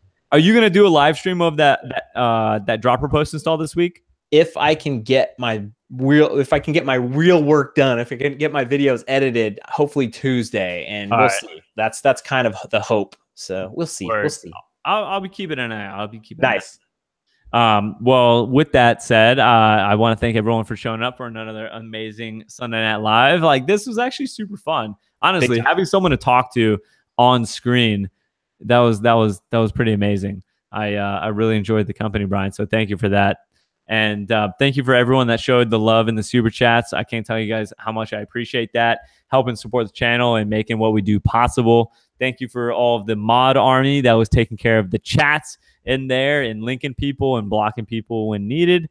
And yeah, for anyone that doesn't know, every Sunday night between 9 and 10, Sunday Night Live is happening, where we just come and hang out, mountain bike community. We talk about what's been going on and what's to come and just kind of shoot the shit. So if you're around, join us next Sunday. And until then, we'll see you for videos during the week. Get stoked. What'd you say? Dirt McGirt. Later, y'all. Peace out. Live free, ride hard, get stoked. We'll see you on Monday for Brian's video, Tuesday for mine. I actually don't know how to even end the video because this is a I don't normally do this. There might be a live button. There might be some kind of. Ooh, is it that one?